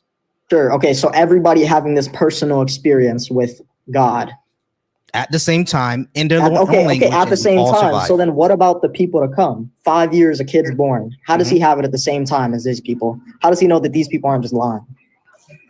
That's actually a good, a very good question. I would say that we would that we'll just have to teach him, or he can just have. Hold on, give me a second. Okay. Or he could just give them that experience again. Why not? But again, like if God's just not like, because remember, if God's like, let's say faith based, right? He's not just gonna give everybody the experience once he's already given it. And that's worthless then. Well, it's worthless. But you said we all should feel this personal relationship with God at the same time. Not just feel it, we all actually see it. As a matter of fact, just write his name on the moon. The moon is right there. Just say, I am God, I exist. Just put it on the moon. But you don't think people can doubt that to come like 10 years, 100,000 years later? You don't think people we're can discussing an all-knowing, all-powerful God? God knows exactly how to convince everybody. We're not talking. We're just talking about a creator. But look, Yeah. Is that creator not all powerful? Well, we don't know. We're just talking about a creator. Okay, then I'm going to use the generic definition for what we say God, which is all-knowing and all-powerful. If God is all-knowing and all-powerful, God should know exactly how to convince every single person on the planet at any point, at every point. Well, here, let me ask you this: why would he? Why would he want to convince you? Why would he? Are we his children? Who said that? All right, what type of creator are we? Hold on, just to be fair to him, Satan, because he is arguing for like a generic just creator, right? But why if so? What is this creator then? He just kind of made the universe and kind of fucked off. It's what started the Big Bang, for example, right? It's just what started the Big Bang. All right, so basically, this motherfucker don't care about. So this motherfucker just don't care about us. Basically, he just created the universe and kind of screwed off on his own way. Well, so are you thinking that he's evil? What I'm not thinking that he's evil. I'm just thinking that he's just, apathetic. Basically, he got basically like how Lisa did in The Simpsons, got a static shock and poked the goo and kind of let me change it to this. Let me change this. If God wouldn't, okay, so you said if God shows up to everybody at the same time with the same experience, we all see it. But since that, let's say that won't happen. Let's say it never will. It'll only show up to certain people like it has over history. Not everybody, just certain people who've given their testimonies and things over religions, all that, like it's been doing. Well, then my question for you is, since it won't ever show up to everybody at the same time, that means nothing would ever change your mind. I mean, sure, it could be something else. But you just named the only thing that would change your mind. Well, you asked me what would be good evidence. I said that. I mean, but I'm just saying, if nothing changes your mind, you're literally just a believer in the opposite direction. No, not which is really. Like a faith of itself. No, not really. I didn't say nothing else what changed my mind, right? I said that's the best one that he could do. But you did ask a very important question. What about 10 years from now? Those kids didn't experience it, so what will happen then? Yeah, sure. Like, I think he should probably just do it again every 10 years, every 10, 25 years. He just does it again. He just does it again. Times. Yeah, why not? How do you know he hasn't been doing that already? Because I'm not experiencing him right now, am I? Well, no, right now. But how do you know you won't when you're like, let's say 80? Okay, if it happens when I'm 80, that would be amazing. But again, in those parameters, does it happen to everyone at the same time? But I'm just saying, for you to say, okay, I don't believe God exists because what the fuck, dude? What took you so fucking long? I would be like, what took you so long, bro? What the fuck? All right. All right, guys, we really are at past the 15 minutes, and I'm gonna have to go soon. So, Volcy, I do appreciate you being up, but we got to go ahead and move on. All right. All right. Yeah, for sure. No problem. All right. Shout out to Caddy. Shout out to Satan. Y'all make sure to follow Caddy. Make sure to follow Satan. They're going to be chiming in as well. I do appreciate everybody who's here. Larry Spaghetti, I'm not gonna invite you back up. You're just an asshole. But what happened to the other guy? All right, Knight, is that your name? Hi. Yeah, that's my name. Hello, how are you? How's everyone? Oh, Larry Spaghetti, that wasn't you. My bad, Larry Spaghetti. I'll bring you back up. Knight, just a quick question because I gotta talk to Violator real quick. Are you at least 18? And did you want to give us a good reason to believe in a God? Yes, I'm 23, and I have a solid reason. It's backed up by science. It's backed up by maths. It's backed up by physics. I got you. We just got to get to Violator first. All right, Violator, you're gonna be next. Let me just ask Larry a quick question. Hey, Larry, my bad. I thought you were the person that came up before. Are you at least 18, and do you think you give us a good reason to believe in a God? Yeah, I'm over 18, and I can give an argument for God. All right, great. So Caddy and Satan are gonna chime in as well, guys. We have a full panel now. Let me see if I could go ahead and bring the panel up. We're gonna start with Violator. Violator, what do you think that good reason is to believe in a God? Appreciate you for being patient. Thank you so much. My pleasure. I can't give you a reason as to why you should believe in God, but I'll give you a reason as to why I believe in God. Sure. Everything in the world points to an intelligent mind. The beginning of the universe, how, law and order and everything. So it says that there must be something that exists that has created everything. Cool. So it will be. Cool. foolish Gotcha. of me to say. Gotcha. Non-life. Okay. Life So came hold from on, non-life. Violet. We've heard this before. That's the only reason I cut you off, because we heard it before. All right. Cool. Caddy, Satan, you guys want to get on this? Whichever one you guys want to go first. So I want to say this. What I notice is a lot of people do this monotheistic, authoritarian understanding of the concept of God, because that's what they're used to as the concept.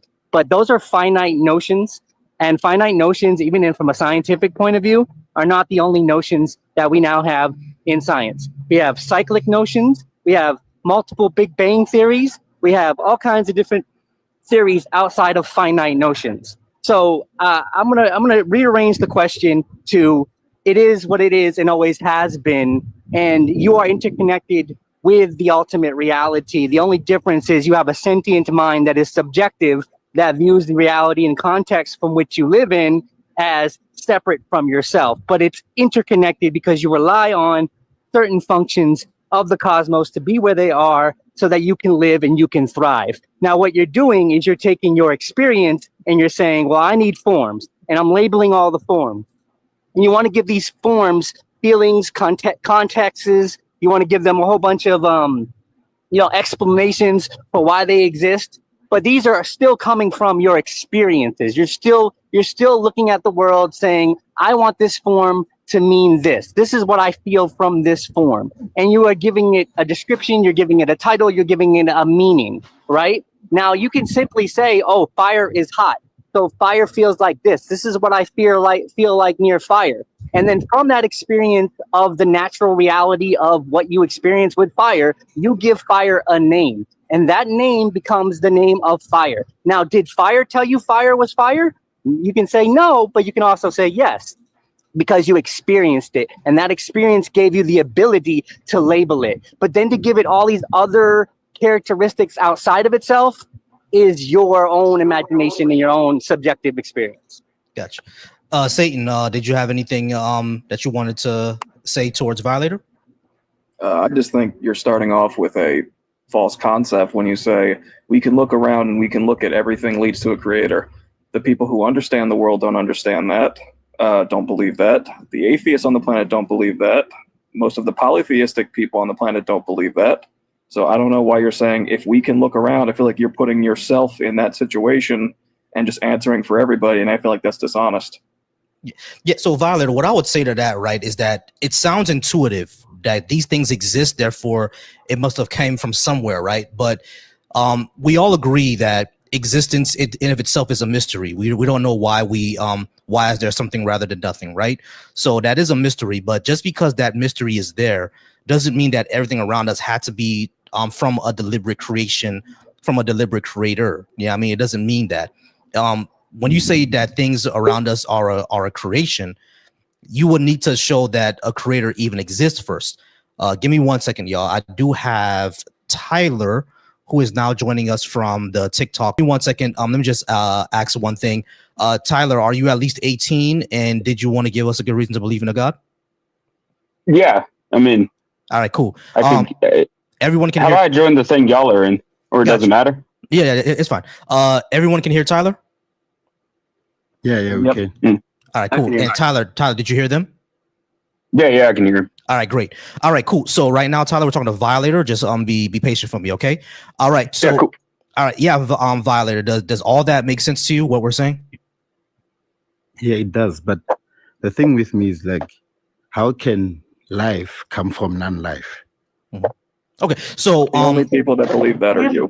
There's no such thing as no thing. Even in physics, there is no such thing as no thing. There's always been a something. The idea that it came from a Big Bang is just a theory within science. There are other theories within cosmology.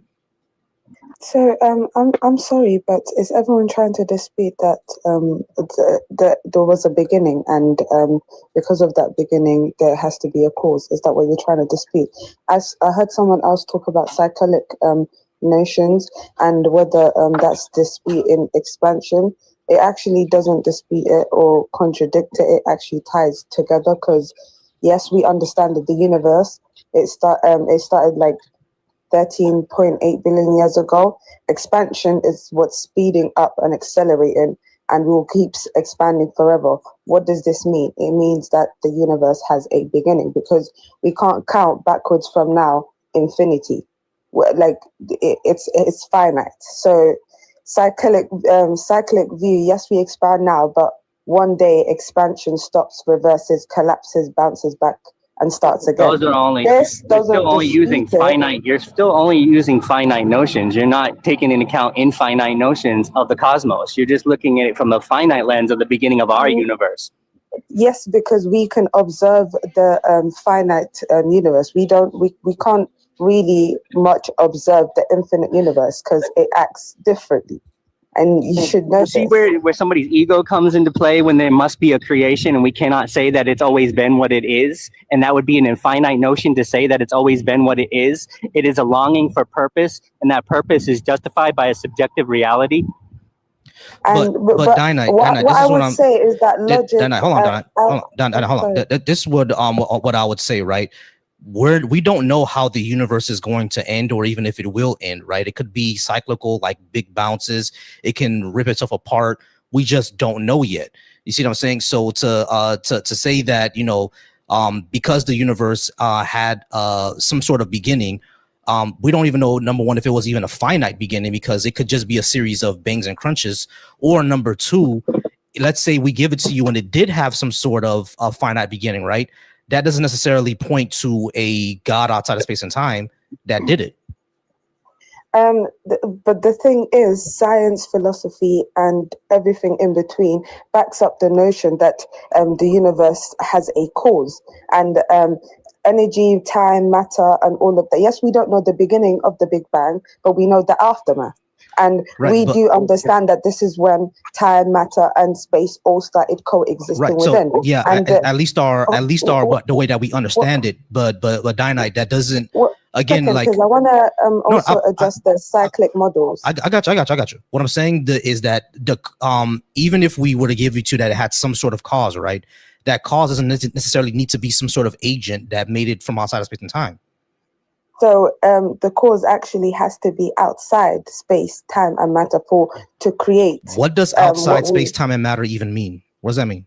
So the cause is God. That's it means it doesn't exist. Right, but Dinah, hold on, because hold on, Dinah, pause me real quick. Dinah, pause me real quick. I think you think that you're answering my question, but you didn't actually answer the question. I'm asking you, when you say it has to be outside of space, time, and matter, what does that actually mean? Because everything that we know, everything that exists has time, space, and matter. So when you say outside of it, you're basically saying it's outside of reality, which means it's not real. So outside time, space, and matter, what would that mean? Okay, so I'm going to break it down for you in a premise. Actually, I can use syllogism. Okay, so my what I'm trying to relate to you is the logic that we attest to. So if something has a beginning, it has a cause. The universe has a beginning, therefore the universe has a cause. We've all heard this. Right. But even if we give it to you, right, the cause does not necessarily need to be an agent outside of space and time, because space and time doesn't even make sense in my worldview. What does that mean? Not to mention, nothingness never has not existed. There's never been a no thing. There's always been a something within the cosmos. There's never been a no thing. What we call no thing is actually just us saying that the blackness is no thing. But when we look at, dark matter and we look at other things, there's always been a something going on within the universe. But dark matter actually hurts your point, though. Because I am going to forget. He said dark matter, but you said if it doesn't exist within space, time, and matter, it doesn't exist. So that would hurt your point. I don't get why you brought that up. Dark matter does exist. We just can't. Can I interject? Yeah, exactly. It doesn't come into the physical part. It's still a something. As soon as it interacts with any positive matter. Everybody pause. Let Dinah get her bars off. Go ahead, Dinah. What were you saying? Babe, and I will reference you, and it's predated till now. I'll even give you the latest paper, which is in 2003. I'll give you the BGB, Ethereum, everything. So please just bear with me, okay? So it's a universally accepted and self-evident theory. It's a scientific fact, okay? This is also the principle of causality, the foundation of all science, reason, and everyday life. I was ex nihilo says that nothing comes from nothing. We have 0 observed exceptions in all history, science, and experience. So if this was false, science itself would collapse because science assumes things to have causes, right? So some objections are like, oh, what about like quantum particles because they pop into existence without a cause? No, they come from a quantum vacuum, which is not nothing. It's a sea of energy and fields governed by laws. So the thing you guys saying, the universe is you guys saying the universe is eternal or that it just popped into existence is not a logic that we conform to. But no one said that though. Can I make a point real quick? Hold on, Larry. Can I make a point real quick? I got you. I got you. I got you, Larry. Just to help out Dynite. I got you, Larry. Give me a second real quick. But Dynite, no one here said that. That certainly wasn't my argument. I didn't say that the universe just popped into existence out of nowhere. There always had to be something, right? From what we know now, our models show that the universe expanded from the hot dense state to singularity, and we don't know what that was because we can't explain it. Our physics of space-time break down at that point. We just can't explain what that is. So what I'm saying is that doesn't mean that it popped up out of nowhere. Something, hold on, Dynite. So something happened for space-time to expand, right? No one denies that, right? We're not saying that there was no cause. There was some sort of cause.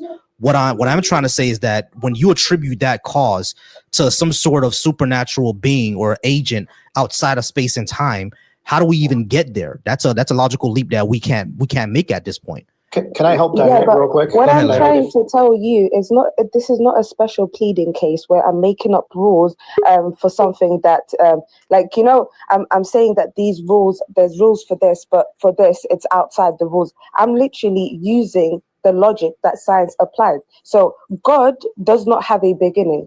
So therefore, God has to be the creator. You have to show that a God exists first. You're just saying that God doesn't have a beginning. Okay, so you have to show one exists first. Okay, so one thing I'm going to use is the BGV theorem. So this is within physics. This is the second law of thermodynamics. What it states is that let me just find it. Can I help Dynite now, or go ahead. Can I help her answer a question? So you had asked earlier. You had asked her, I don't know what that means when you say that God exists outside of time and space. So I think all that she's trying to say is that the properties of God, they're not physical properties. They're not dependent on location or temporal duration, right? Those are things that us human beings, right? We're confined to those things, but God isn't. Okay, so that's all she's trying to say. But you will have to show that actually is a thing first. How do we do that? Well, I think what she was trying to do is I'm just trying to clarify. That's not my argument, by the way. No, I got you. I get that point. What I'm trying to say is like I understand what you're saying now. The only question I have is how do we actually get to the point of showing that's even a thing? You see what I mean? Right. Well, if it was me, I guess that's not your argument though. If it was me, what I would argue is that if you were to look, I get what you're saying when you're saying the first moments when time, space, and matter come into existence, that time breaks down. I get what you're saying, but if you were to rewind the clock all the way to the very beginning, it seems like most scientists agree, and I'm not appealing to, I guess, a collective agreement, but it seems like the science tends to agree that before the universe comes into existence, there's not anything, right? When I say not anything, I mean nothing. Not anything. I don't know. So it stands to reason that whatever brings the universe into creation has to be outside the universe. And I think that's the argument she's trying to make. That's not what they claim. So, guys, just let me be. I'll let you. Give me a second. No, I'll let you. The one thing I would say to Larry is that that's what Satan was saying as well. That's not really what they claim. It's really just, the hot dead state. They can't really explain what that is yet. But Dinah, I'm gonna let you go. Tyler, you can come in at any moment. Tyler is right here, guys. He's on the YouTube. He's also going to join on the panel. But Dinah, go ahead. So yes. So again, this is not a theory, not a philosophy, not a hypothesis. It's one of the most proven, tested, and unbreakable laws in all of science. It governs everything, including engines, biology, chemistry, stars, the whole universe. So the fact is, in a closed, isolated system, usable energy always decreases. Disorder, entropy, always increases. So if the universe was eternal, energy would have run out long time ago. So so that would have meant that the universe has no beginning. So that completely cancels it out. I'm going to also break down what that means. Dinah, can you stop there and have them respond to that? That's actually a good point. So she's talking about entropy, right? Yeah. So if the universe was eternal, we would have run out of energy by now. So can you guys respond to that? That's How do you know that? Do you want me to explain the closed system, the isolated, the open system, and then you can go? Give me a second. Yeah, Tyler, you can talk in a second. Give me a moment. The first question I would ask is if it said if the universe was eternal, we were run out of energy already. Number one, how do you know that? Because energy itself could be eternal. But number two, I would also hold on.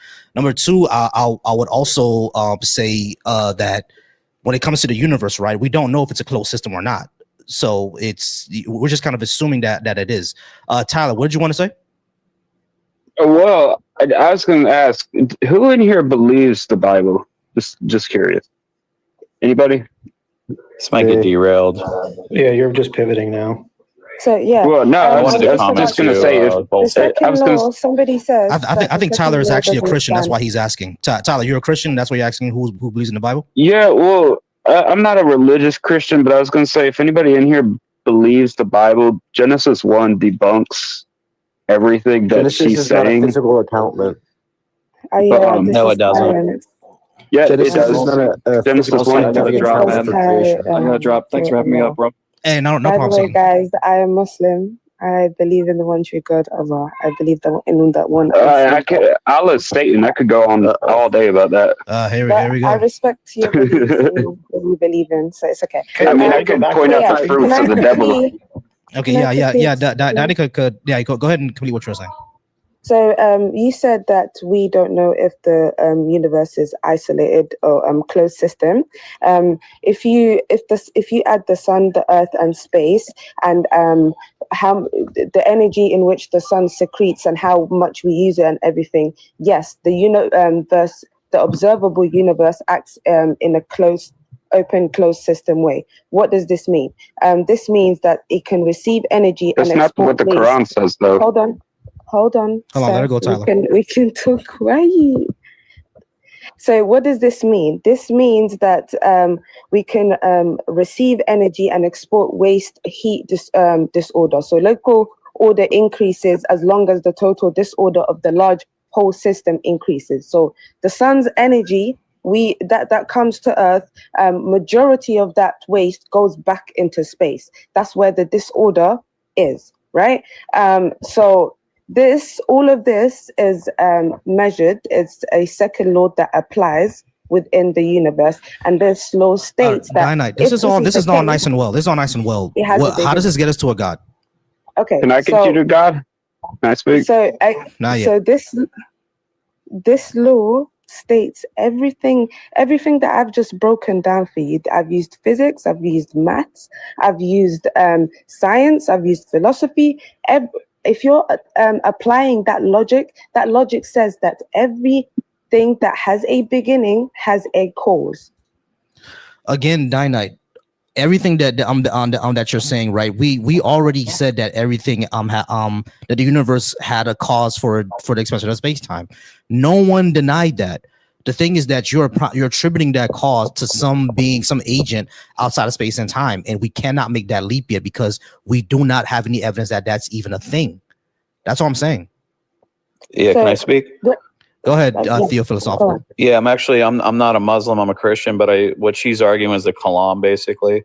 So the idea is if the universe is defined of all space, time, and matter, and if that began, and if that had a cause, and whatever cause, it can't be made of, it can't take up space, can't be made of matter, and it can't be, it would be spaceless, timeless, immaterial, and immensely powerful. And that's exactly that's the type of thing God is. So that's how you would bridge over to God. God doesn't take up space? No, God does not take up space. He's spaceless. God doesn't use time? Outside. No, he's outside of time. If he's outside of time, how does he create? Because you're the outside. time is instantiated at the moment of creation, not before. So there was no before creation? Not in a temporal sense. What does that mean? It means time. It means that God exists. The way philosophers break it down is God exists timelessly, sans creation, and he enters into time at the moment of creation. So there is no before in a temporal sense. So he doesn't do anything? I'm not sure. That's just kind of left open. Not creatively. He doesn't do anything creatively? What does that mean? No, he's probably designing Earth. Right? Pause. Everybody pause, because I'm trying to understand this. Well, there's no creative act. Right. When he creates the universe. So there's no creative act. So before creating the universe, he was doing nothing? He wasn't creating, because when he creates, that's when the universe is instantiated. So before that, he was that's doing the nothing? moment of time. First moment of time. He might have been. No, he might have been creating before that. Before that, he was doing nothing? He was designing? Designing takes time. Designing Earth. Can I answer, please? Design takes time. No. The designing of Earth is the creative act. So he's not creating. So he was doing nothing before he created? No. Well, I mean, it's outside of the scope of the. Nobody knows. I mean, I can't tell you what he was doing. Gotcha. Nobody. He wasn't creating. I got you. Nobody knows. So how do we show that this is even a thing? How do we know how to show that this exists in the first place? Well, originally the point was if the everybody slow down. I need everybody to talk one at a time. Give me a second, Dinah. You've been up for a while. All right. So the question then becomes, because I understand everything that y'all said, right? The question becomes, how do we show that this is even a thing in the first place? Okay, either the universe had a cause or it doesn't. Okay, so if it did, so Theo, this is what I've already said before multiple times. I can go ahead and accept that the universe had some sort of cause, but then you would have to show that the cause is what you're saying, and there's no way to do that. I just tried to. So if the universe is all space, time, and matter, then whatever caused it can't be space, time, or matter. How do you know that? It's got to be immaterial, spaceless, and timeless. How do you know that? And immensely powerful. How do you know that? Because matter can't cause itself, space can't cause itself, but time can't cause itself. Theo, how do you what I'm asking everybody is that what we're saying is that we're saying that these things can't create themselves, but we're explaining it in the way that we understand what space, time, and matter is. Y'all do understand that when it gets to the Big Bang, our concepts of space, time, and matter break down at that point. We can't explain it. So that would seem to necessitate that it is something, which means that it doesn't have to be what you're saying. It could be a natural process that we simply can't explain yet. How do you know that's not the answer and not what you say? Okay, if it's a natural process, it can't be made of matter, space, or time. It can't be made of matter, space, or time that we understand. So it's got to be a supernatural thing. Hold on, Theo. It cannot be space, time, or matter that we could explain or understand with our current form of physics yet. That doesn't mean that it cannot be explained.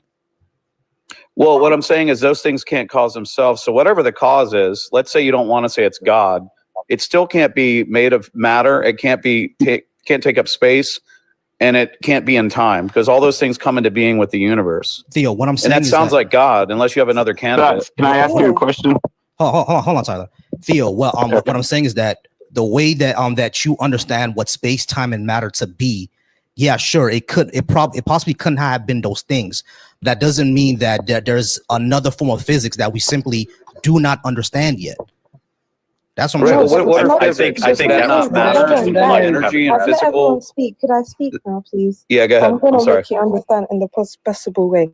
So we're not applying another physics or another argument. We're still following the argument. So the argument is that everything that had a beginning had a cause. You keep repeating yourself. I get that. The question is. One second. The question. Hold on, Dynamite. The question is your attributation of what you think the cause is. That's what the debate is about. And the thing is, what I'm saying is that you're saying that all y'all are saying that is this thing that has will outside of space and time, that's timeless spaces, intemporal, could create time, but doesn't need to be in time for some odd reason. There's no way to show any of this is true. But that's what we're trying to say. Universal rule. It's 100% proven. There's no exceptions to it. Go ahead, Kat. Go ahead. May I provide a different model? And I'm going to use, since you're atheist, I'm going to use Advaita Vedanta. I got it. Advaita Vedanta, Brahman is the ultimate reality. Brahman plays with itself and creates the Trimurti. The Trimurti is creation, preservation, and destruction. Natural functions of that oneness, of that energy. Everything is Brahman, including you, including everything, birds, bees, trees, all of it is Brahman. All of it is that one energy. Now, your soul is a fragment of that one energy that moves through different cyclic points of time, and it's migratory through death, rebirth, and reincarnation. So when it gets to a certain level of awareness, it goes, I am not the body, I am not the mind, I am that which is and always has been. And after that realization comes death, which, the Advaita Vedantin would say that there's moksha, and moksha is the escape from cyclic existence. Now, this is a model that is, everything is the same one energy, and the cycles don't really matter as long as the soul gets to a ripening that it realizes it is what it has always been, and it is what it always has been. And that's a problem that doesn't sit well with people who want a purpose and who want to understand the nature of reality, because there's a lot of ego and there's a lot of attachment to what defines things. And that is because that's just always going to be with every individual soul. Every individual soul is going to have a subjective reality and be in a certain place in their mind, no matter what. That oneness experiences itself through infinite ways. And that's a beautiful thing. You know what I mean? And there you go. Can you pause for me really quickly, because there are people who haven't been able to chime in yet, and I do apologize.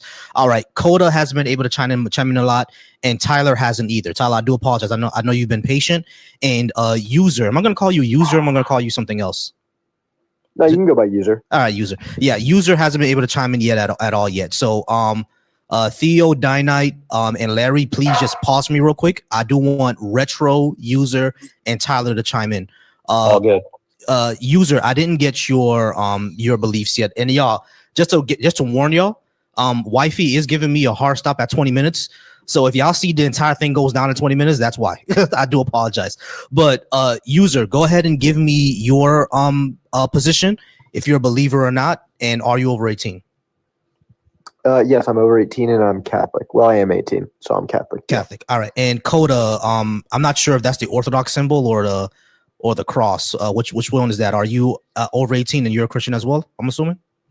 Yeah, I'm over 18 and I'm a Christian. Yeah. Christian. All right. Yeah, that, because I saw the T. I wasn't sure if that was Orthodox or not. And Tyler, he's over 18. He's also a Christian. All right. User, just really quickly, what do you think is a good reason for me to believe in a God? Well, I mean, there's three arguments I usually go off of. They're all formal premises. It might take up a little bit of time. All right. We're already going off kind of the... Gotcha. Pause. Yeah. Coda, how about you? What do you think is a good reason to believe in a God? I would point to the transcendentals and say that it's necessary for it to be a mind. Gotcha. Tyler, how about you? You there, Tyler? Tyler. Uh-oh, can you hear me? There you go. Yeah, hello? What would you say? What's the good reason to believe in a God? I just want you to exist with us in heaven, man, and see the light. I mean, that's I guess. I want you to exist after death. I mean, I wouldn't mind living 1,000 years, but after year 525, I'm probably gonna get sick of living. I can try to point you there, man, best I can. I won't take up a lot of time. No, not a problem. All right, so as a matter of fact, y'all, be patient with me, because Tyler was here for a while, and I want to give him that chance. All right, User and Coda, I'm gonna get back to y'all really quickly, but Tyler has been here for almost an hour, and I haven't gotten to him yet. So let me be fair to him, and let me talk to him really quick. All right, I appreciate y'all though. Tyler, yeah. So you said that hey, what's going on, Godwin? You said that you want me to exist in heaven with you. I mean, that sounds nice. I'm not gonna sit here and say that sounds terrible and everything like that.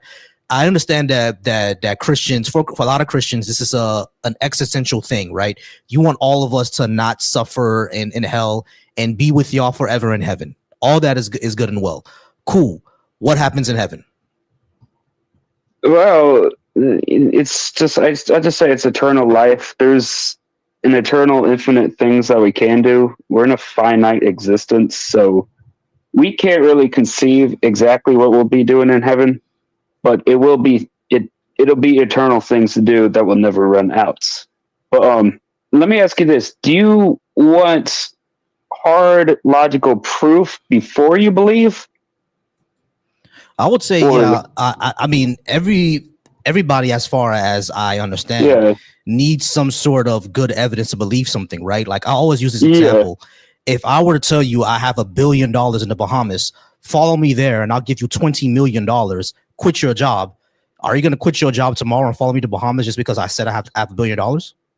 Yeah, no, I get that. So the unfortunate thing is God himself, you won't be able to see the evidence if you don't first choose to believe or ask him to show you with the heart of wanting to believe. If you want logical evidence, like hard evidence first, it just, unfortunately, you will not see it. And it's the unfortunate thing here. You don't see how that's kind of ridiculous though, like, because this is the same guy that's saying that he wants a relationship with us. Well, you say you're a Bible believer, so that's what I'm going off of. There's the same like theology that says that God wants a relationship with us. So if he does, why not just show himself unambiguously to everybody? Give everybody give everybody the same experience that he gave to Paul. Why not do that? So I can't think exactly like him, but that's what he wants for reasons we can't understand. And like when you think, so the thing with Christianity and believing and all that and everything, nothing bad really comes out of it. Like we'll just say you believe, but actually we don't go to heaven.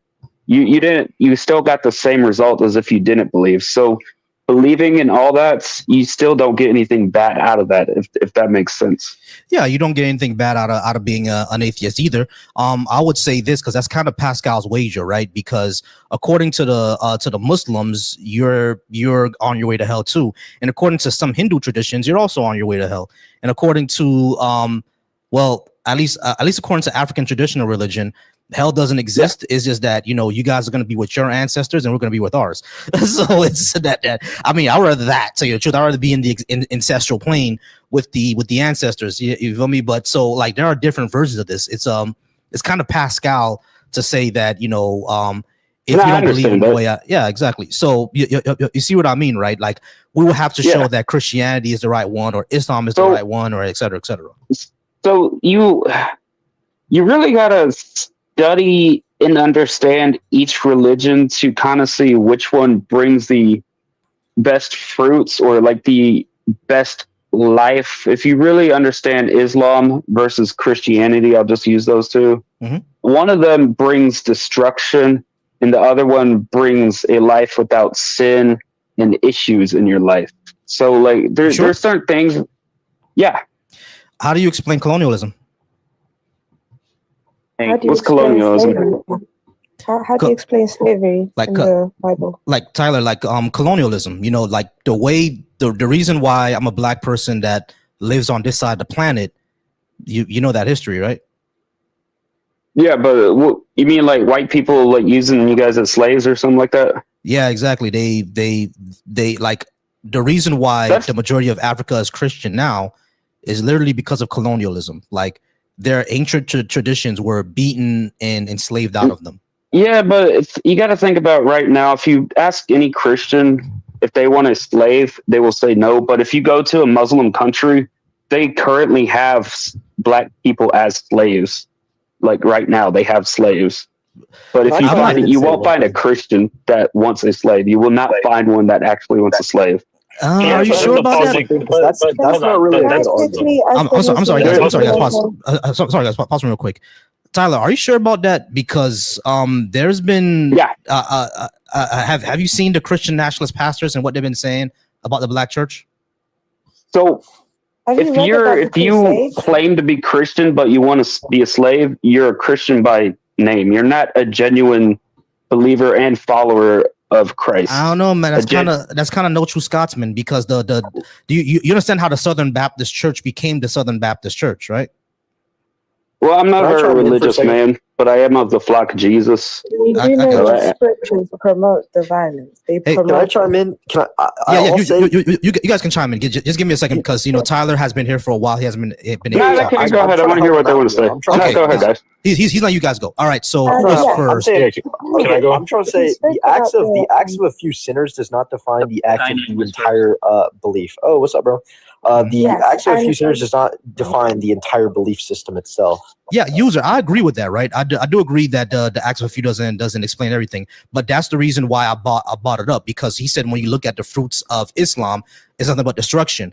But when I look at the history of Christianity, the entire reason I speak English right now is because of that history, right? So it's because of slavery and colonialism, and that was done by Christians. So we can't just kind of like denounce or denigrate another religion without looking at ourselves. The history of religion is messy, and the scriptures. It's very, very messy. Well. And I'm not saying that Islam is perfect too, because like there's a lot of racism in the Arab world. Let's just put it out there, right? So it's not perfect, but I'm just saying like we can.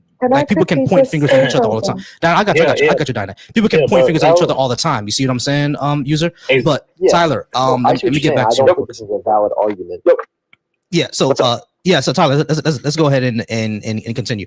I get what you're saying. In modern days, most people wouldn't want any slaves, even in Islam. I know that you're going to bring up Libya and stuff like that, and Mauritania, who didn't ban slavery until the 1980s. Yeah, sure. Like I get that. There's a lot of issues in the Muslim world, right?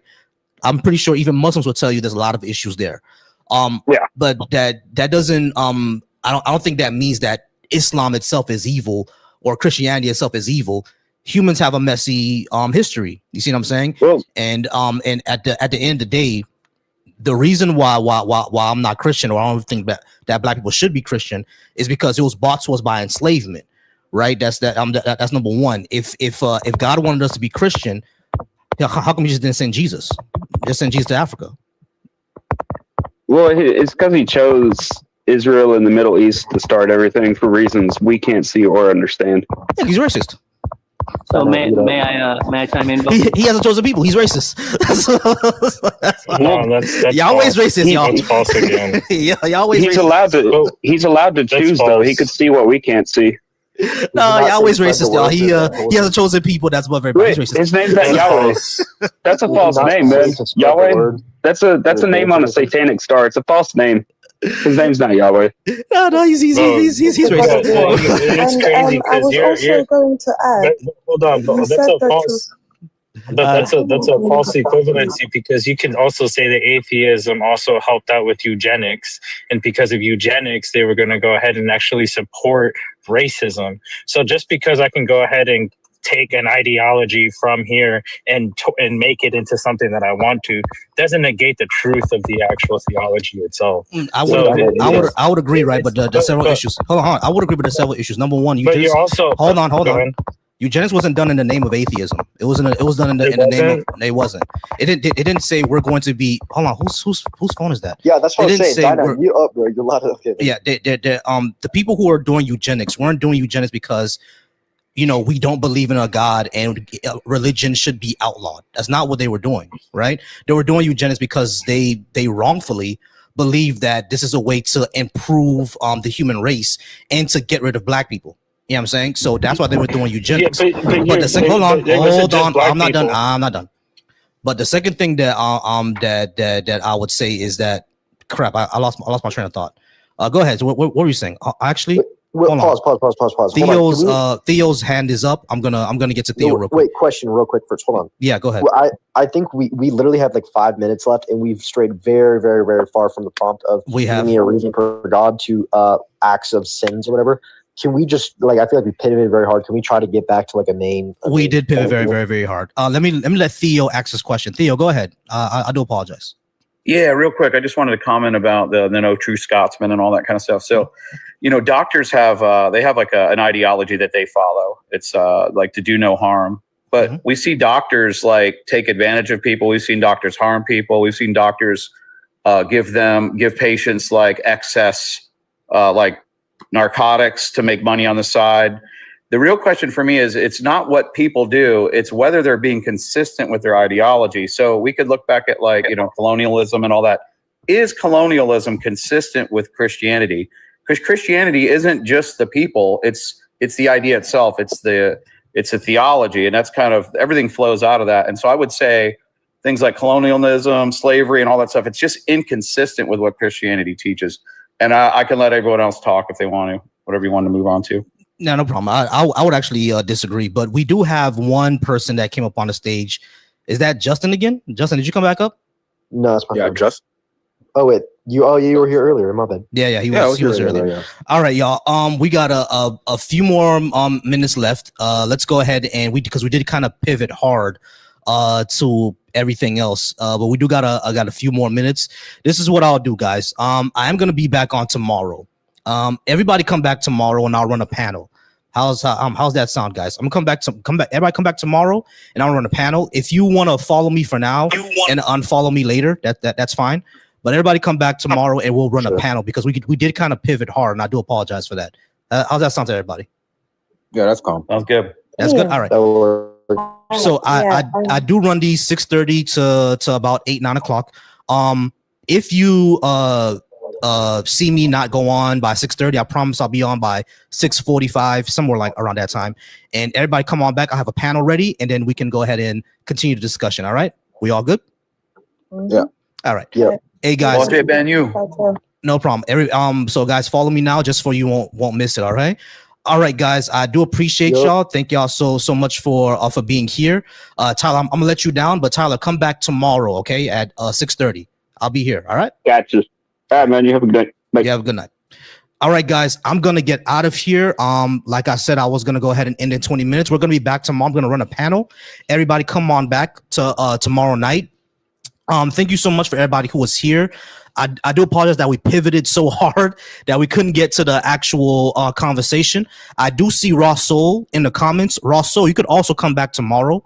I'm not sure if you're following me though, Raw Soul. If you're not, go ahead and follow me now and come back tomorrow so you can go ahead and get on the panel tomorrow. All right. I'll try to get Coco up here too, because I know you and Coco go back and forth a lot. I'll try to get Coco here so you guys can go ahead and go back and forth like you do. I'll try to get Black Atheist Rants as well, so you guys can discuss as well. But once again, y'all, I appreciate y'all. Skeptical, thank you so much. Shout out to you. Come back tomorrow as well, Skeptical. I definitely want you on the panel. So we're gonna go ahead and end off the night, y'all. I appreciate y'all. Thank y'all so much. Everybody, be soft, be secure, be affectionate, be wise, be flexible, be thoughtful. Always be soft. I appreciate y'all. Thank y'all so much.